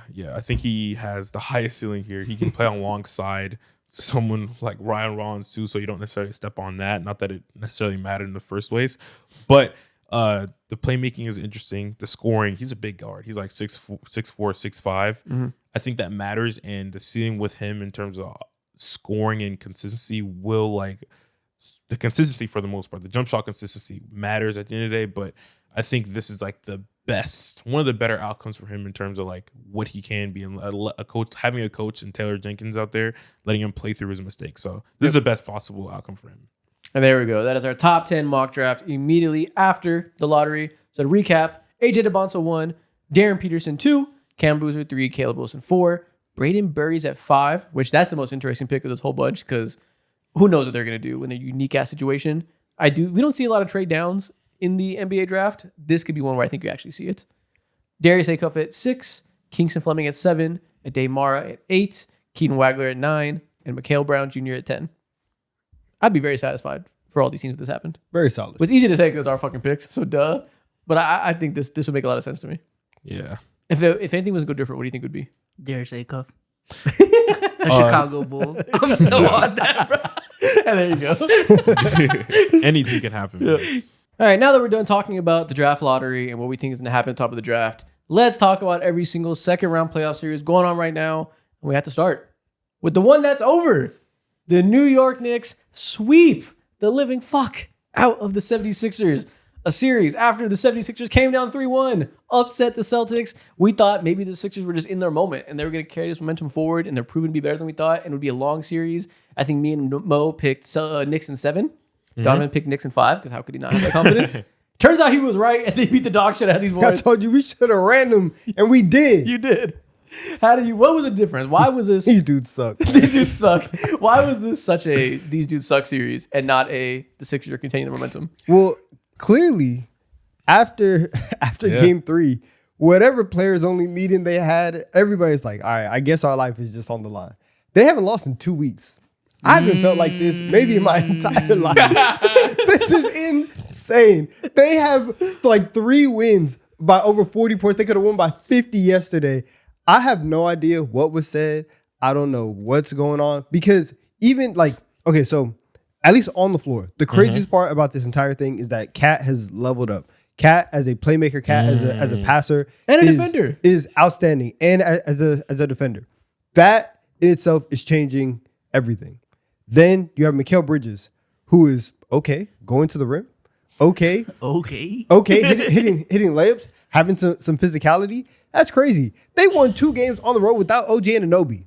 These dudes suck. the Sixers should be ashamed of themselves. And they were able, Jalen Brunson was able to take advantage of anytime Joel Embiid was on the floor, he's like, come here, that's food. Yeah. He was able to knock that down. The 3-point shooting yesterday specifically was outstanding. There was a point where they were like 14 for 19 from 3. They are locked in offensively to a level that this is what I was asking for last year of let's just not run Jalen Brunson high screen and roll into an ISO every single time down the floor. Let's have some movement. Let's have some secondary actions. Let's actually play some NBA offense and see what we can do. And now we're seeing the full extent of it. And so the defense that we saw go up and down in the regular season eventually netted out as one of the better defenses in the league. That has come to full fruition in the playoffs. The offense is there.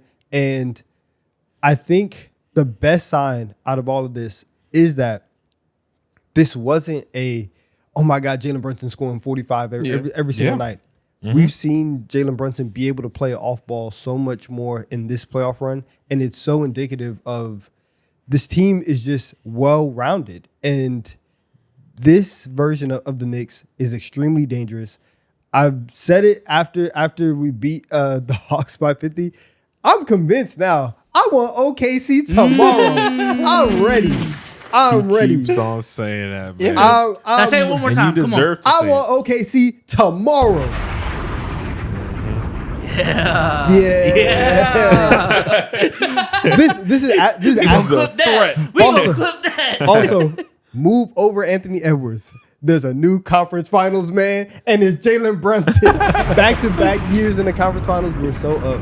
I cannot believe that they packed him up in 4 games. Me neither. Yeah. Not one. Dude, if y'all were playing like this from the start of the year, y'all would have won 60 games. Y'all playing like by far and away like the best offense. Yes, bro. Yes, they're that special. And that's what right makes now. it cool. This is your moment. This team is so proud to make the finals. It's like crazy. The fact that everything is coalescing like this at the right time. This is one of those runs where you look up and say, now that it should have been clear they're going to be in the finals from the start of the second round, right?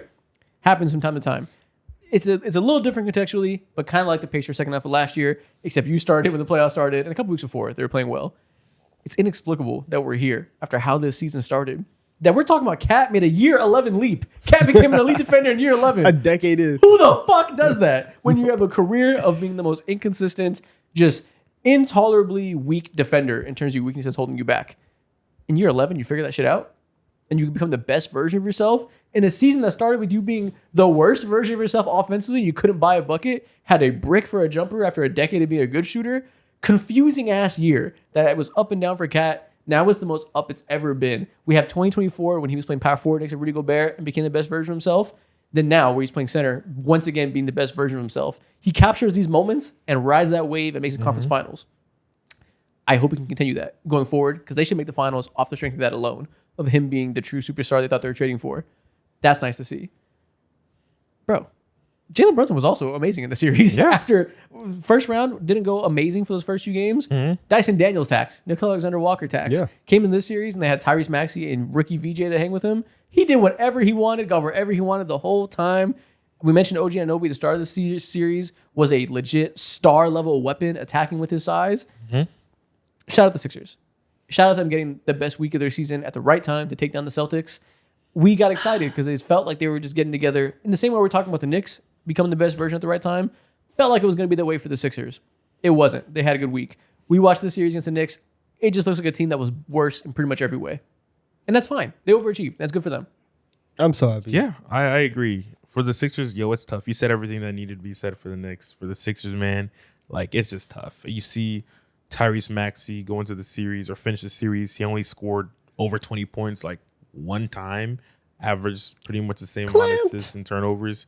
And I don't think it's like really a blight on him and who he is, but what's really missing for this team.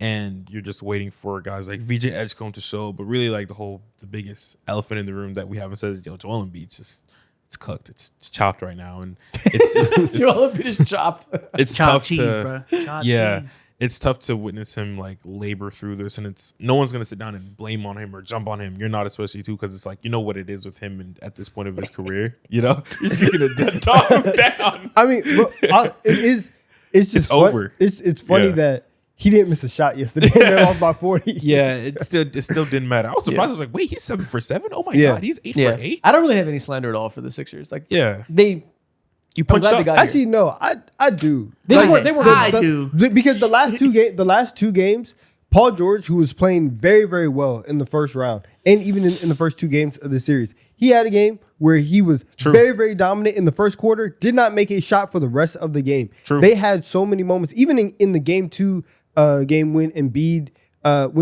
was out, Robinson was out, they had an opportunity to take games, and their execution down the stretch of games were poor. They did not execute well. And Maxey, who has been very, very good all year long, like, yes, I'm not going to blame Maxey like, oh, you should have won the series. I wasn't expecting that. I did want Maxey to play just a little bit better. I agree. Sure. I do too. Yeah, and that didn't necessarily happen. Of course not, And but so I it's think like, it was mostly just because they were, like I said, just overmatched, and their offense was getting legitimately clamped. And you can look at everybody like Maxey should have shot better. He was getting clamped. Paul George should have closed better. He was getting clamped. Everybody was getting clamped, and it just their offense never got in motion. They felt like they were never getting the defensive rotation. They were just constantly having a Nick in front of them, 2 bodies in front of them, and when you're not as good at every single position, it's hard for any one player to take over. Yeah. We're not talking about a top 10 player in the world in Paul George and Tyrese Maxey that we should have the expectations that they just succeed in spite of it all. some people were saying that about Maxey. Well, that was a bit much. And once again, everybody's better than Jalen Brunson. Everybody's a better guard in the East, right? I like to say it. All the guards in the East are better than Jalen Brunson until it's actually time to be better than Jalen Brunson. Everybody can make all of these shots until it's actually time to step up for your team. And time again, Jalen Brunson, the shot making down the stretch of games, the one-on-one play, his ability to get to the line, all of it. His also ability to this specific year and in the last 8 games, because the way he was playing the first 3 games of that Atlanta series was very, very on ball. And then now since they've kind of switched, you've seen him give up the ropes just a little bit more to make that switch inside the playoffs. Not many players can do that, and Brunson has, and it is fantastic that he's done it. Yeah, I agree. I think something that we saw in the Atlanta series that helped really like aided them was Atlanta's ability to make Brunson work on both ends. And when it comes to this Knicks series, I think that one of the main things that I saw was how they would try and attempt to go at Brunson, but they were always sending help. And the thing about this team is that they didn't have the necessary shooters to go ahead and punish him on a consistent basis. And they were able to like help insulate that always. There's always Mikal Bridges or OG whenever he's over there, and Cat, who was like, I think going back to what we said, the reputation of him being just a cone defensively slowly starting to wane away, because this was a fantastic series. They just couldn't like make all their weaknesses real weaknesses at all. And at that point, like, you're just going against the Goliath right now. Yeah. Again, the Knicks are just playing this well at all facets, and you're so undermanned talent-wise. Yeah. There's nothing they could do. It was just every single facet of the game overpowered. And that's all I really care about is, can they continue this? Because if they can, and Cat is going to continue to play at this level and capture lightning in a bottle and have his best run of his career, there's no reason they won't be in the finals. Like, they should be, to me, the easy favorite to make it out of the East now. Yeah, I owe the Knicks an apology. I ain't gonna lie, because I had them as one of my most disappointing teams, especially with them ending up as a 3rd seed. They were supposed to take over the East. They are taking over the East at the right time. Salute to y'all, man. I don't even think you owe them an apology. They're playing better. Like, they're playing better. They out were of nowhere. unserious. They were throughout unserious as the year. fuck. Yeah, People always do that. Obviously, fans are going to be like, apologize. No, they're playing way better than they were before. If they did this, I would have said, yeah, they're going to beat the fuck out of the Sixers. But they weren't. Well, I guess they did do it to the Hawks. But, it took a couple games for us to get sample size to take it seriously as translating. If they did this all year, there would be no questions about them. They have two losses this playoffs by a combined 2 points. Crazy. And there were moments in the regular season. I remember where I was on MLK Day when they lost by 30 at home to the Mavericks. We had you had many heartfelt conversations on this show about being concerned about the future of this team. And We had concerns about Jalen Brunson, about Cat, about Mikal Bridges for sure, about the coach being the right fit, talking about what's Cat's role in the offense. We got to figure it out. Took time. First year with the coach, it took a whole 82 games to figure it out. And they got to where they were. The whole plan worked as planned. We want to be the best version of us when it matters most, and they are. We talking about we rolled into game 79 and Cat was talking about I'm just still trying to figure out my role. Finally figured it out. Yeah, Hey, he locked in though. He locked in like crazy. And the wildest part about it is he's still fouling everybody. But He's just a bucket. So it doesn't matter. he still is getting 3 fouls a game. I am interested. Obviously, like that's always going to be a thing, and especially in this series going up against Embiid, you are going to be in foul trouble because he's going to throw his body around. But going into next series, if he can be 10% more disciplined, the way that Jalen Duren is playing, the way that Evan Mobley's playing, like you should not be in 3 fouls in the first 12 minutes of the game. That should not be something that happens. Yeah, there's less stress of him offensively. And, Jalen Duren's very slow-footed. I don't see why Cat can continue to get his game off. They both of them have to lock in. I have no idea. What? I want to win from the mic. I'm not mad with the audio. I'm just laughing at you. This guy. Can't sneeze. God. Before games, The big took 2-6. over Philly. Literally walked into their trap, took over their trap. It's so funny. Like Philly's It's a beautiful literally thing. all their fans spiraling. Sometimes I forget that like Philly fans are so insufferable and they're like a tier two level of insufferable of like you guys and Lakers fans or whatever. But seeing them like come after everyone and acting like the McCain thing, which is horrible, but it's not like ending their franchise necessarily type horrible. But seeing how they're spiraling, man, I get it. It's like a very valid crash out. They're over here like pulling up all the files and they're talking about how, our owner, he doesn't pay the luxury tax at all. The only times he's paid the luxury tax over the last 10 years, maybe like fucking twice. He hates the tax. Blah, blah, blah, blah. Fire Nick Nurse, Daryl Morey. You can ship him out to China too. Hearing all this is just seeing them spiral. It's like, damn, man. Well, it's kind of valid because what the fuck's next for them? They're just kind of stuck in purgatory. So I'd be mad too. I'd be pointing my guns at everybody. Yeah. Also, extension kicks in this offseason. For Joel Embiid. Yep. Yeah. Yeah, it's So tough. unfortunate for them. Again, I think they overachieved. It's nice that they were able to beat the Celtics when none of us thought it would happen. That's a great memory. Facts. I appreciate Yeah. that. Thank you. That was cool. That was cool. Tough, man. What does it say about the Celtics that you blew a 3-1 lead to a team that the Knicks fucking blitzed out the door? You're even The sorry Knicks about were that? gonna also blitz us. That's what I got from that. I will say this: same second round wins as us though. That's kind of tough. Joel Embiid still don't got a conference finals. That's tough. Knicks fans stole your whole fan base's chain. That's tough. I'm walking away with something. I didn't hear anything you're walking away with. I did. Shared misery? Cope. Yes. I heard cope. massive. Wait. Now let me. Maybe that means you're even shittier than we thought. And we gave credit to the 76ers for coming back. Maybe we shouldn't have given them any credit. Maybe we should have all just continued to double down on the Celtics being frauds. All I know is we would have done better. Nah, we would have swept y'all too. See, he can just say that now. Probably. Yeah. I can. And I it's can. free money. He can just say shit. And what can you say about it? Not a Nothing. damn thing. Dang. He can just say whatever he wants. It's ridiculous. Y'all not taking over TD Garden like What? they did with Philly though. No, that was embarrassing. Nah, That's where I have it smoke, really was. Yeah. Because Embiid said something about it before the series started because of what happened in 24, where Yeah, he was like, saying, y'all gotta lock in. yeah, he's like, y'all don't sell your tickets. Y'all really have to show up. Oh, and then they sick. come down 2-0. They asked Maxey about it yesterday, and he was like, I mean, we just have to win games and just make people feel like they should be here. This matchup is something where it's like, even Boston is Boston crazy far from Philly? All of them No, are like, it's all of them are close. super I close. swear Boston is closer to New York than Philly. That's what really It might be. I don't know the exact think it distances. is. But for everybody in the Northeast, you can get on a train and get to the game on game day. For Knicks fans to be able to go in there and turn that into MSG 2.0. Yeah. That's crazy. It's a massive blight on Sixers fans. Next series, Minnesota ties up the series against the Spurs 2-2 after Victor Wembanyama tries to take Nas Reed's Hey neck man, off. I think he wants it too bad. He wants it too bad. I think so.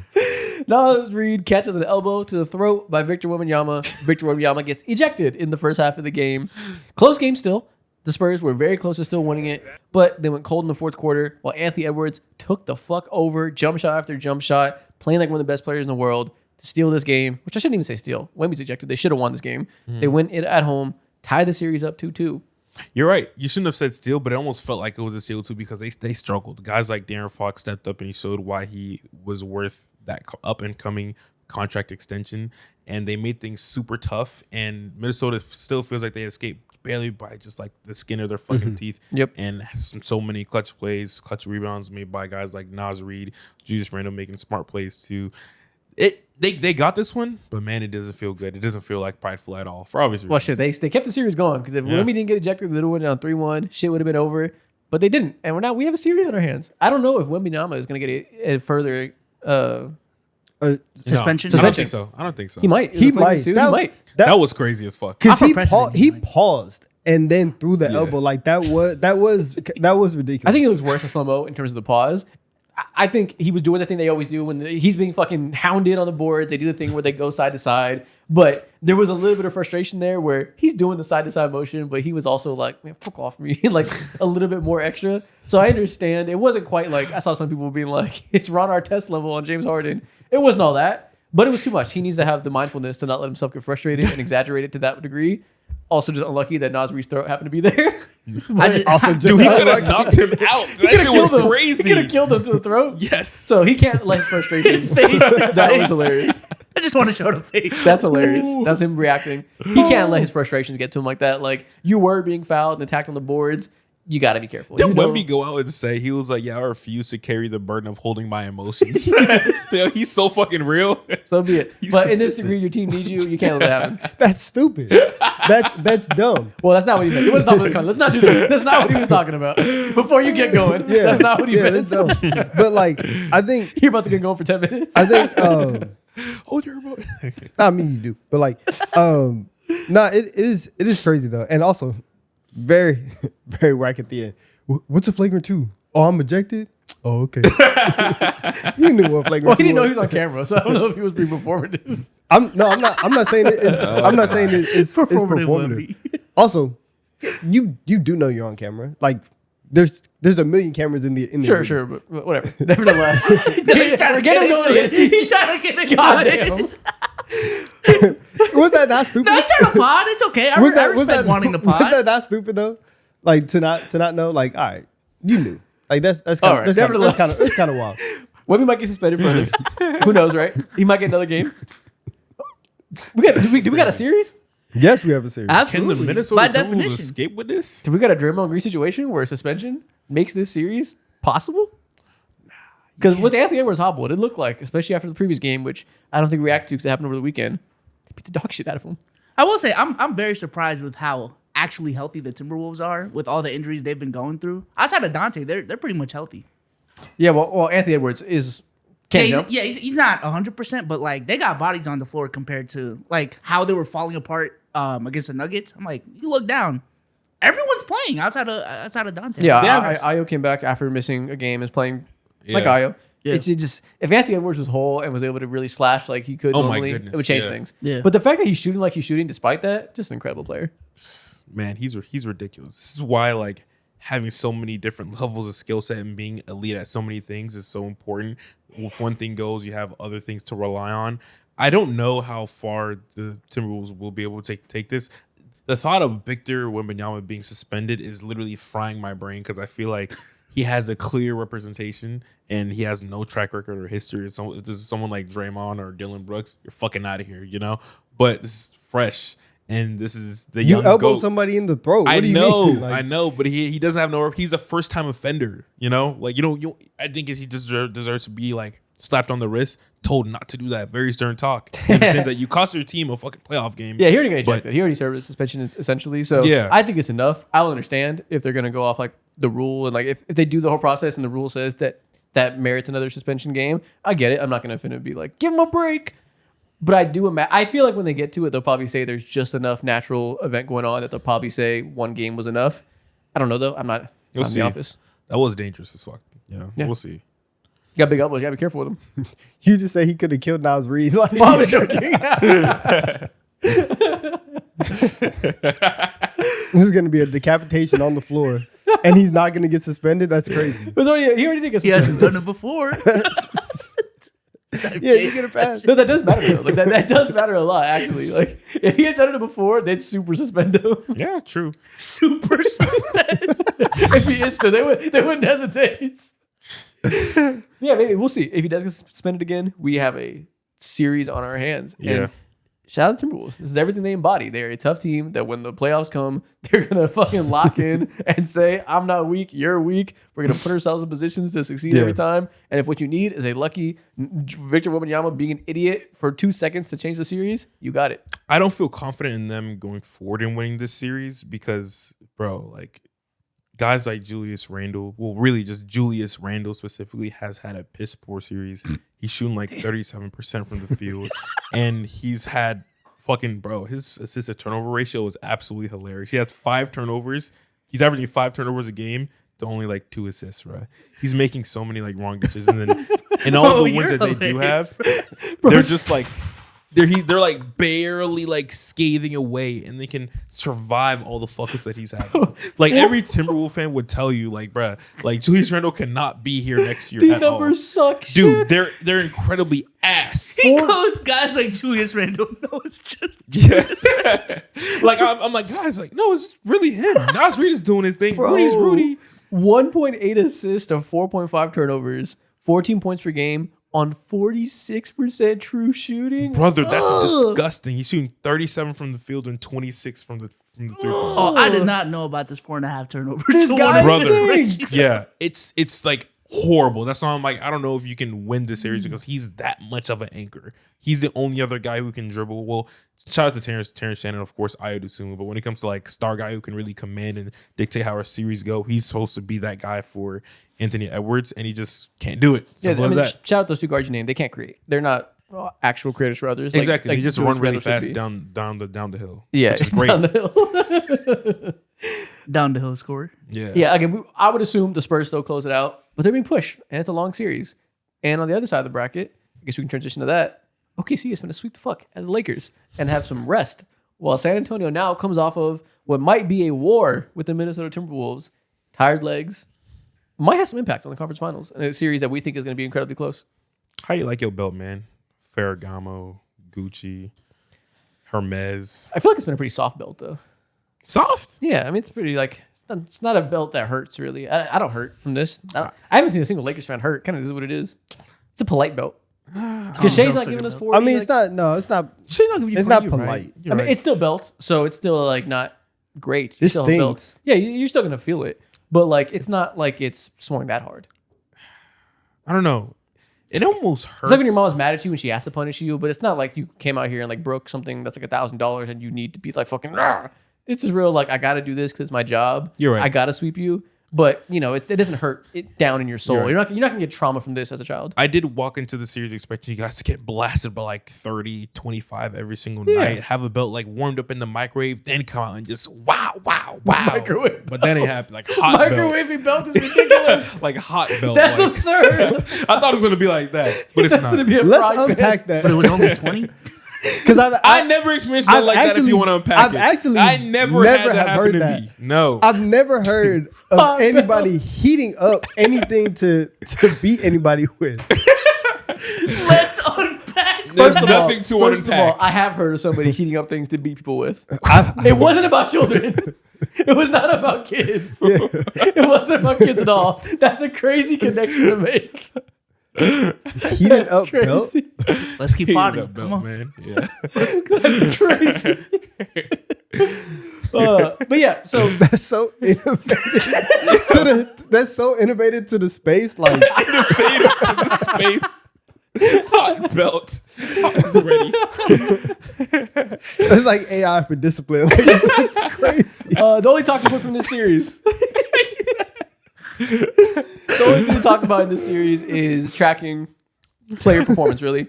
And JJ Redick has put on a masterclass defensively of locking up Shea. But in doing so, he's allowed everybody else to beat the fuck out of the Lakers. First 2 games, they said, we're going to double team you by any means necessary. You will not get in a rhythm. Shea did a good job passing the ball, keeping the ball moving, being the playmaker. And in turn, Chet, 8. He's shooting like 95% in the restricted area right now. Belt. Shea did a good job there. Game 3, they started off doing that. Casey Wallace hit a few early threes, and JJ Redick smartly said, now we're going to mix it up a little bit. We're going back to defending you one-on-one after you're so used to that's 9 quarters of being double-teamed. That shit put Shea in a blender. His brain was razzled, which, funnily enough, happens all the time in Game 3s. He has a terrible history of Game 3 performances, which that's when teams change coverages up after the first stretch of the series. Takes him a second to get adjusted. He was on a terrible rhythm and was just being rushed into awkward jumpers that didn't have the same rhythm you'd normally expect from him, just missing a ton of jump shots over and over. And in some ways, he was just missing jumpers. Not much you can do about that. But it was a cold stretch because he was forced into such a lack of natural rhythm, going from double teams to being defended one-on-one, having to shoot over Rui Hachimura and stuff like that. Masterclass defensively from JJ Redick, who I'm getting more and more encouraged day by day that if he had a good team, he is an elite coach. I agree. That's the number one thing that I learned on the Lakers front. He is one of those guys. He is, I don't know, roughly like a top 5 to maybe 7 worst case scenario coach in the NBA. What he does schematically and how he makes the effort to like bring something new to the table and try different things and throwing a Duthero in the scene too and cut guys like Jake LaVaria. What the hell? What's his name? Hell yeah. LaVaria. Hell yeah. Nope. not LaVaria. Try again. What the hell? Try again. Try again. Time out. Jake LaRavia. There you go. Hey, W. That was ultimate locking right there. Yep. The most useless guy on the goddamn court, by the way, too. Who doesn't do anything for you And at I'm not gonna all. lie, if he wasn't white, he would get slandered so much. Torian Prince was treated like the devil when he was on the Lakers because he ran around and did nothing. Let's unpack this, man. Jake LaRavia runs around and does worse than nothing. He runs around and does destruction. He misses layups, misses threes, fouls stupidly, gives up offensive rebounds. He is terrible right now and has been for the whole season outside that early stretch where he was making all those jumpers and everyone was like, yo, the Lakers got another crazy white boy. Once the jumpers stopped falling like they were in November, he has been horrible. And nobody cares because you assume he has this certain like plays the game the right way, high IQ player because he's white. He's not. He's not a high IQ player at all. He's not. Torian Prince was much better. Oh, I miss Torian Prince every day when I see Jake LaRavia play. wow. That's new levels of bad. Not gonna lie. Unpacking. Torian Prince made shots. Yeah. True, man. Jake LaRavia runs around right now. That's tough. Tricking people. How do you feel about the referee conversation? I know that's I don't give a fuck. Don't ask me that. Dude, that shit is so fucking funny. I don't give Okay, a fuck. that's That how we shit is feel. so Okay. funny. We've had this conversation so many times over the last 2 years. I don't give a fuck. I hate to talk about it. Like it's a thing that's not made out of nowhere, but it's talked about so much. Like it's the main factor in things. It's just not. So I'd rather like not talk about it at all. To be fair, I share the same opinion. I don't give a fuck. Yeah, you don't give a fuck. So either. I just, I'm potted. I get why Twitter gives a fuck. They can complain about it. I don't care. Okay. What else happened in this series? You're doing your job, man. He's producing the show. You know? Facts. Oh, also in this series, in this game, the most recent one, Isaiah Hartenstein made DeAndre Ayton look like a child, like he just learned how to play basketball. There was that stretch, I think it was the third quarter, where he had Ayton in a blender fighting for box outs down below. The Thunder, I think, got 2 in a row offensive rebounds off of that because Ayton was trying to fight for position with Hartenstein, who was just big broing the shit out of him on the boards. And then after that, they got an and one on Ayton as well because he was trying to rotate off of Isaiah Hartenstein, putting his elbow in his stomach. And JJ Redick cuts to him on the sideline and he says, I can't play him. I know. Hilarious. That shit was frying me. I can't play him. But yeah. People were like, oh, DeAndre Ayton isn't trying. No, he's trying. He's just getting shit on by Isaiah Hartenstein, which might be worse. You just can't bang with him. I don't know if you think it's worse to get destroyed or not try. Whichever one you want to attribute it to, DeAndre Ayton was doing it. Man, when you go from Sengun to iHeart and Chet, It's a different war. it's a different. It's a different war entirely. He was locking Sengun shit up for a while. Sengun got his licks in, but he was doing a good job. Yeah. You can't do that with Hartenstein and Chet over there. Yeah, you're absolutely boxed. You're in a play. And I think it's okay though. It's okay. He's playing out of his weight class. He's not built for this Yeah, matchup at all. Neither is fucking Jackson Hayes. You are boxed. It's okay. Make a box. So tonight's the last night. You're gonna watch the King play this season. Damn. Probably. They get swept. Damn. They can't get one. No. I just want to see a good Austin Reeves game. He had one good game. He had one good game. I want to see another one. AJ Mitchell snatched a chain last game. AJ Mitchell was much better than him in game 3. I think two good Austin Reeves games is a lot to ask for. Against the Thunder. But that is a resounding success. In this specific circumstance, I do think it is just a lot. Yeah, but if I do get 2 good Austin Reeves games in a sweep in which he has absolutely no chance of doing anything, you're eating all summer. I'm good. I'm not worried at all. Give him the $40 million a year. I'm chilling. Ooh, 40 million. I don't know about Now that you eating say all that. summer. It sounds ooh. It's like barely Tyler Hero money these days. So like, it's not ooh anymore, but it does sound. I don't want to give Tyler Hero $40 million. It's like OG makes 50. Like good players make 40 these days. Let me tell you about OG. Let me tell you about OG. No, I'll be shouting OG, but like he makes more than Austin Reeves, so it's okay because OG's playing better than Austin Reeves. So like, that's the market these days. This team is, man, put him out. It's done. Put him out. Yeah. But Thunder should be a close series. I mean, it should be a quick series to sweep them. Like we said, the Spurs are going through a war. Do you feel good about what you've seen from the Thunder in this series? Do you feel good about them in the next one? How can you not? Like How could you not? I guess before you keep going, the answer to that is Wemby's on the other side. We saw the regular season series. People are gonna mostly this is preying on the Thunder's downfall, but they're gonna assume the Spurs still have their number. That would something. I think some people have to be proven that they can get past the Spurs. I think the fact though, like they're doing all this without J-Dub. And I think the fact that whenever the Lakers have made Shea get off the ball, you are getting those moments from Chet. And so the big three, whenever they do come back together, you will feel good about at least those two being able to provide something against San Antonio. And at this point, like I'm worried. I want Chet to be going into the series with as much confidence as possible because it's been we know when he plays Wemby, confidence drops 15 points. So I need that to be at an all-time high. The thing I'm honestly the most worried about is just J-Dub coming back. And are you going to be able to be consistent throughout that series against the Spurs? But everything else, especially the Spurs right now, Yeah. as we go, I really do want to see Wemby not be there and see those 3 guards step up and have one of those types of games to really, like, you're going back home, you're going to have the crowd behind you, all of that stuff. I want to see all 3 of them really, really step up and just take that game 5. And I think I might feel a little bit better about them going into that series than right now. Yeah. We've talked all year that while we do still think, I'll speak for myself, why I do still once again think the Thunder are the best team in the NBA, and that's number 1 spot isn't a conversation. Have always said all year that the Spurs can win the championship. They can beat them. Said the same thing about the Celtics as a team out East that I think if they saw the Thunder have a specific matchup, they could beat them in a like whatever percentage chance you want to give that, right? I now feel closer to what I felt last year, where I feel like the Thunder are just almost they're going to win the championship, and I hold very little space now for them not to win a championship in my mind. Mm-hmm.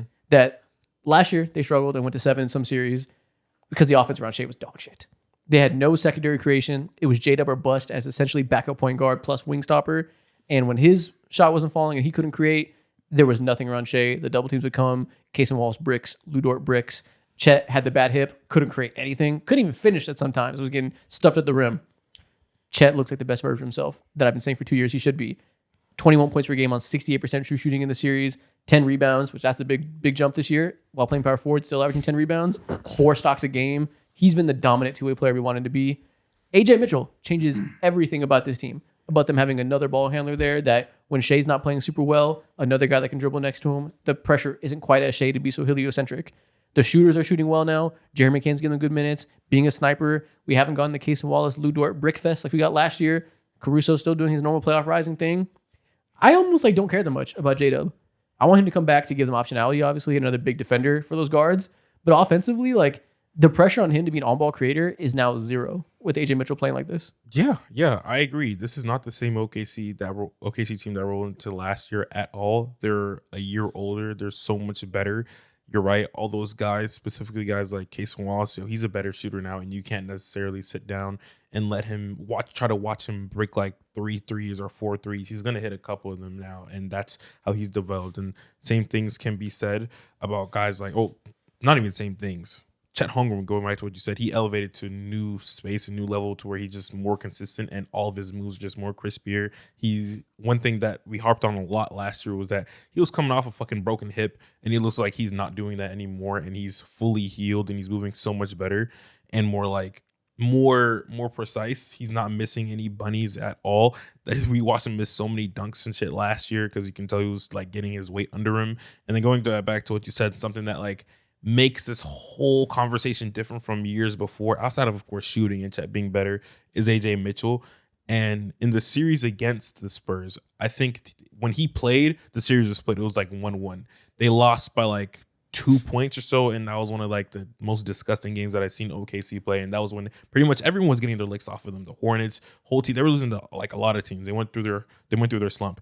And then in the game where he did play, it felt so much more. In another game where he played later on in 2026, it felt so much different. I think they won by like 20 or something crazy like that. Yeah. And his creation and how he's able to just like give way more optionality and do things that not a lot of guys in the league can do, which is like just usher yourself into the paint and just slide and glide by anyone and get your shot off in a 3-level scoring type way. That's special. Yeah, he makes a huge difference. Yeah, and they like move forward. I agree with you. Like they will be the heavy favorites for San Antonio. I'm interested because this is just 2 series where they haven't had Wemby every single game. Yeah, and so like young player. Like what does it tell you though? What are you learning? Well, from I mean, this? he got his head mashed against the ground in one of them. That's pretty crazy. And so does it happen a lot? Yeah. Elbows will mashing. happen a lot. I don't know. Yes, he's missing games. I don't know if I can take away anything from that. No, that's what I'm saying. Where I think that the San Antonio, I think that the Thunder will be the favorites. However, these series for San Antonio, like if you're expecting Wemby to be there because he's not getting his face masked, because he's not throwing elbows, that would have been a sweep in series 1, and then maybe looking at a 5-game series instead of a 6-game. Yeah, He got knocked out. he was asleep for 2 seconds. It's crazy. Yeah. And so if they had a sweep in a 5-game series, then I do feel like the way in which we're talking about the Spurs going into a matchup with OKC would feel a little bit different. And that's just assuming that they win the next 2 games and don't have to go to a game 7. But if he's there and nothing wild happens and he doesn't, go unconscious, then I do feel better about San Antonio. Yeah.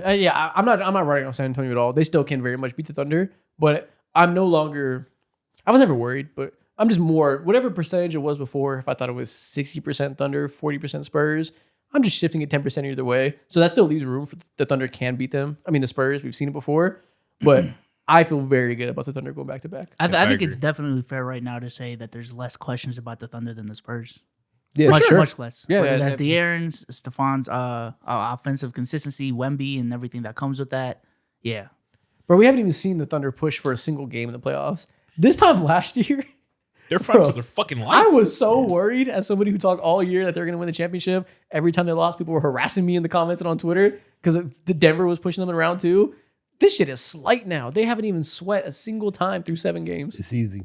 Yeah, exactly. They're leveled up on every single way. And I keep on saying this. I said this multiple times because it's just so funny to me. But seeing last year how Mark Dagnall went ahead and randomly started AJ Mitchell in the finals or something like that and give him like real minutes for a quick second because it got really ugly real quick. But seeing him do that, it's like, okay, I understand where you're going now. This team is just different. He's so different. And now I'm like more confident than ever. Like this is their year fully. And they should not win easily because who they have up against them in the Spurs is not going to be easy. But yeah, this is just one of those teams. Yeah, it's not going to be easy, but it might be. Repeating in the parody era. Boy, them Shea conversations going to get scary, man. For sure. Whole lot of assets to keep it going. Parody era. We've been saying every 6 months there's a new check mark that they're checking and saying, first they won the championship, had the MVP, back-to-back MVP, maybe back-to-back championship. Oh, maybe it is a dynasty. We're just going to keep going. Yeah. Fuck, and they have the 12th pick in this year's draft too. Fuck, man. Insert When does Yaxel into it- this next year. When does it fucking end? Wemby, I trust you. You got it. Yeah. You got a big dog. He'll get one at some point. Players like him, they're so good with that type of team around him. He'll get one at some point. It's this year. Could be. Still could be. Not still write could him be. off. Yeah. I feel very confident in these Thunder teams right now. Yeah. Which, spoiler alert, the Thunder you feel confident in. What a surprise, right? Last series to talk about before we wrap up this episode. Cavs versus Pistons. Saw the Cavs save their season this past game. How you feeling? We all said it would be a long series. Started off, we saw a couple games where it was like, oh, maybe the Pistons got something for him. Maybe it won't be a long series. Now it's 2-1. We finally saw Harden have a good game, really close it out and win in game 3 for his team after having a disaster class in game 2. where he looked like he just couldn't hang anymore with these top tier young defenders. Came back, clutch shots. Kind of feel like this series just comes down to who executes in the fourth quarter. These teams are so close to each other and such a rock fight for the whole game that, at least in this one, Harden made those shots at the end. Cade turned the ball over 3 times in a row, had a disastrous 1 minute, kind of swung the game. Yeah. Feels like most of the games are going to go down to things like that. I think like for Cade, but even with that stretch, man, nobody else on this team dribble, man. Like nobody else can do anything. And the moments like that he sits, I mean, he's sitting for 45 seconds, a minute, and then instantly games are just flipping. And they don't have anybody who can steady the ship for 30 seconds for 2 possessions. And when the margins are literally that thin, that's where I start to get worried about Detroit, because like your big man rotation is beef stew. He's hurt. Jalen Duren has been playing poorly all playoffs long. Then you have your guard rotation behind Cade. They're not stepping up. It's like if Cade is not going crazy and is not giving you this massive cushion, I feel kind of nervous whenever we get to like, the fourth quarter and the execution. I have a theory about Jalen Duren. Please tell me. I think he got too muscular. Your Shayla got too muscular? I think he needs to lose some weight. He's very heavy. He's a big guy that you don't see a lot of centers these days built like that, built like a fucking action figure, right? He looks like a 2000 center. Like he's taxed with defending Shaq. You don't see it today. And there's a reason for it. Players, a lot of times, the trade-off isn't worth it when you have to move in space so much as a center these days that there's only so much extra benefit to be given by being so much stronger than everybody else and so much thicker. He moves slow as hell. Doesn't jump very high. And I think the lack of vertical, the lack of quick twitch mobility, it really hurts him sometimes on getting back in these pick and roll coverages, getting rebounds, finishing over people. He can't finish right now because he can't get any verticality over these guys who are longer and more talented defensively. He might need to lose some weight and be a little more agile. Dwight without the hops is insane. Yeah, kind of. Literally. Like, he might need to slim down a little bit, have some more mobility and burst to him. Yeah. I mean, he never really was. Like, even when he was, like, smaller, when he was younger, like 20 years old or whatever, like, he never was jumping out the gym. Of course. So, like, he wasn't known as, like, an insane vertical threat. But going back to what you said, you're absolutely right still with that being said, because right now, the type of lift that he's getting with how taxed he is, it's not helping. And he's throwing up tough jumpers with no type of athletic help there at all. It's straight touch. Over Evan Mobley, that's pretty difficult. Yeah, exactly. It's just everything with the Pistons is gonna be an uphill battle. Cade is overtaxed to fucking oblivion, bro. Like, how are you gonna tell me that this man is expected to be one of the best defenders out there, sit down, create for himself at a high level, knocking out every single mid-range shot, and get as many paint touches as you can, take all the tough contorted shots, and on top of that too, set everyone else up, and then can you just go ahead and like grab hella rebounds for me too? He had like 10 rebounds this last game versus the Cavs, which is like so insane to sit down and see. He's so overtaxed, and I think what always kills this and makes his overtaxed stuff look so much worse is just like the turnovers. But I think the turnovers like plainly happen because he's so fucking tired. And when you're tired, when you're that tired and you're asked to do so much for your team, your brain literally starts to slow down. He needs help, and somebody else on that team has to be somewhat more consistent. Also, we got a good D Mitch game in game 3. True. Yeah. You got to the line. The past 2 games had 8 free throws both games. That's the big difference. The slashing has been up there. Yeah, so we have to see. For me to feel good about Cleveland moving forward, I need to see a second straight game or just a couple, just multiple games like that from D Mitch, because this version of James Harden and D Mitch, where Harden can actually blow by some people, he can actually get to the rim, and then D Mitch is knocking down shots at a very, very high rate. We're getting to the line, and he's not taking 2 free throws a game now. He's taking 6. He's taking 8 free throws a game. That's a much bigger difference than what we're seeing in the first 2 games. That version of the Cavs, they can come back from 0-2. They can win this series. Yeah. If we get another game the way that we saw in games 1 and 2 for D Mitch, or even more similar to the first round against Toronto, then it's probably going to be a 3-1 series tonight, and then we can chalk it up. Yeah, we'll see. I don't feel good about the Cavs, but we did think it'd be a long series. So if you tell me it still ends up being a long series despite the slow start, I'll believe it. We'll see, man. They need another game because they have no ability to come back down from 3-1. Yeah, tonight's That's not happening. The question is, do you think they're gonna get it tonight. Yeah. That's it. I have no predictions for you because I think like I said, every single one of these games is going to come down to fourth quarter execution. Cade's going to be tired. There's not going to be just hard matchups for the guards on the other side. Harden's old. D-Mitch has been inconsistent. It's like whatever given night, which one of those three players plays the best. Yeah. If I was to like, Know what it is? It's a roll the ball out series. literally, yeah. If I Literally. was to like close my eyes and throw out a dart, roll the ball out, I think the Pistons probably get this one. I'm expecting a more careful Cade Cunningham. I don't know if I trust James Harden and Donovan Mitchell to limit the turnovers. This is the best game that Harden has had when it comes to closing out, and you typically don't see that. Like him hitting all those tough contested shots is, I just don't trust Harden. I don't trust him, and Which is fair. old at That's all. fair. Which is Yeah. fair. Like, That's he did it- bad he real. did it- He did it last game. I don't know if he can do it again. Hey, there's no reason to trust Harden or D-Mitch right now. Yeah. Until they've played this playoffs. In terms of this matchup, no reason to trust them. Yeah. Now they can, you can leave the door open to be surprised, and they can win, but trust to pick them, Yeah. hard to go that way. Yeah, I'd want to. They're supposed to. They're literally built for moments like this. They sat down over the last few years and got a Max Bruce and all that to make Are this. they? But they should be. They literally sat down and tried to add depth. They got Dennis Schroeder for reasons like this. They're supposed to. Are they going to? I don't know. The Knicks are really going to the finals, man. God. They both shit in the bed. I don't feel good about either of these teams being the Knicks right now. Wow. Yeah, the Knicks are going to the finals. Can the Pistons beat the Knicks? No. Fuck no. No, they can't. No. Like at all? No, they can't. The Pistons. I mean, you never A couple know. games. I won't say so absolutely. I won't pick them, but what's the path? The same. You get a Hawks series where you have. Yeah. You I have- think OG can't be there if that's the case, or True. can't be 100%. That makes things so much easier. And then at that point in time, Well, you're guess looking- what? You know what? I'm rooting for the Cavs tonight.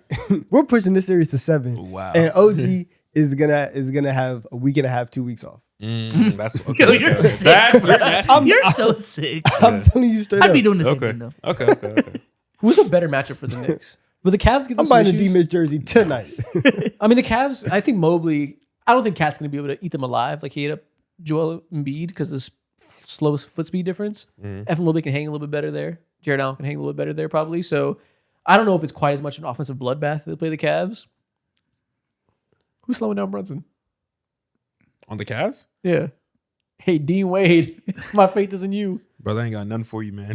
Am I rooting for the Cavs? Am I rooting for James Harden to have his shining playoff moment? Who would you rather see? I don't even know who's I'd rather see the I Pistons. don't know because part of me kind of wants to play Detroit just because their offense is so just Yeah. like in the mud, but also that the familiarity from last year The and defense. their physicality is like I really don't want to see that. They can muddy some stuff up and it's a weird series as Exactly. shit happens. And then on the other side, if our path to the finals gets blocked by James Harden, Ooh, man.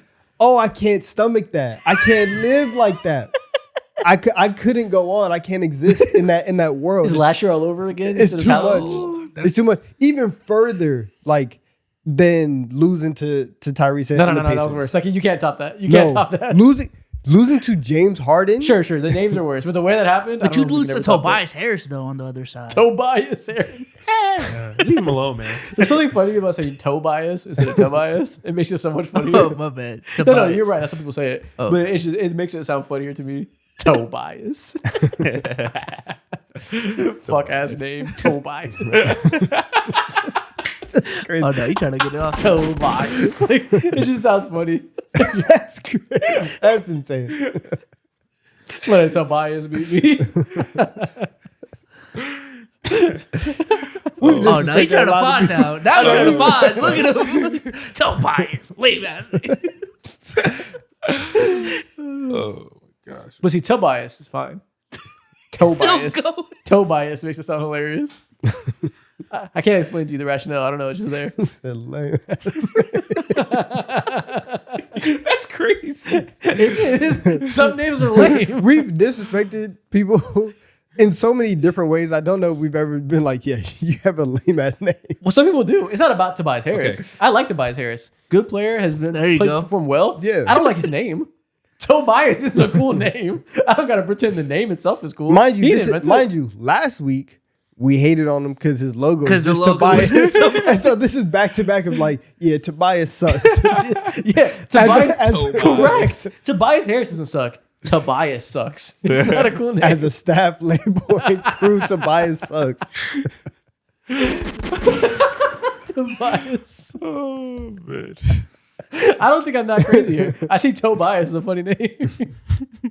We'll let Toe, the not jury toe. decide on that one. Toe, not tuh. There's a difference.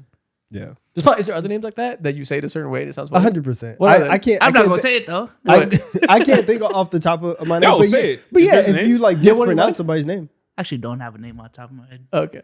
'Cause there's definitely other names that have certain inclinations. What I'm really saying is when it rolls off the tongue a certain way, it sounds funny. Because the way Beasel said it, you let Tobias Harris beat you. Yeah. So his point was like, it's just Tobias Harris. Okay, I think the name for me is actually in this draft.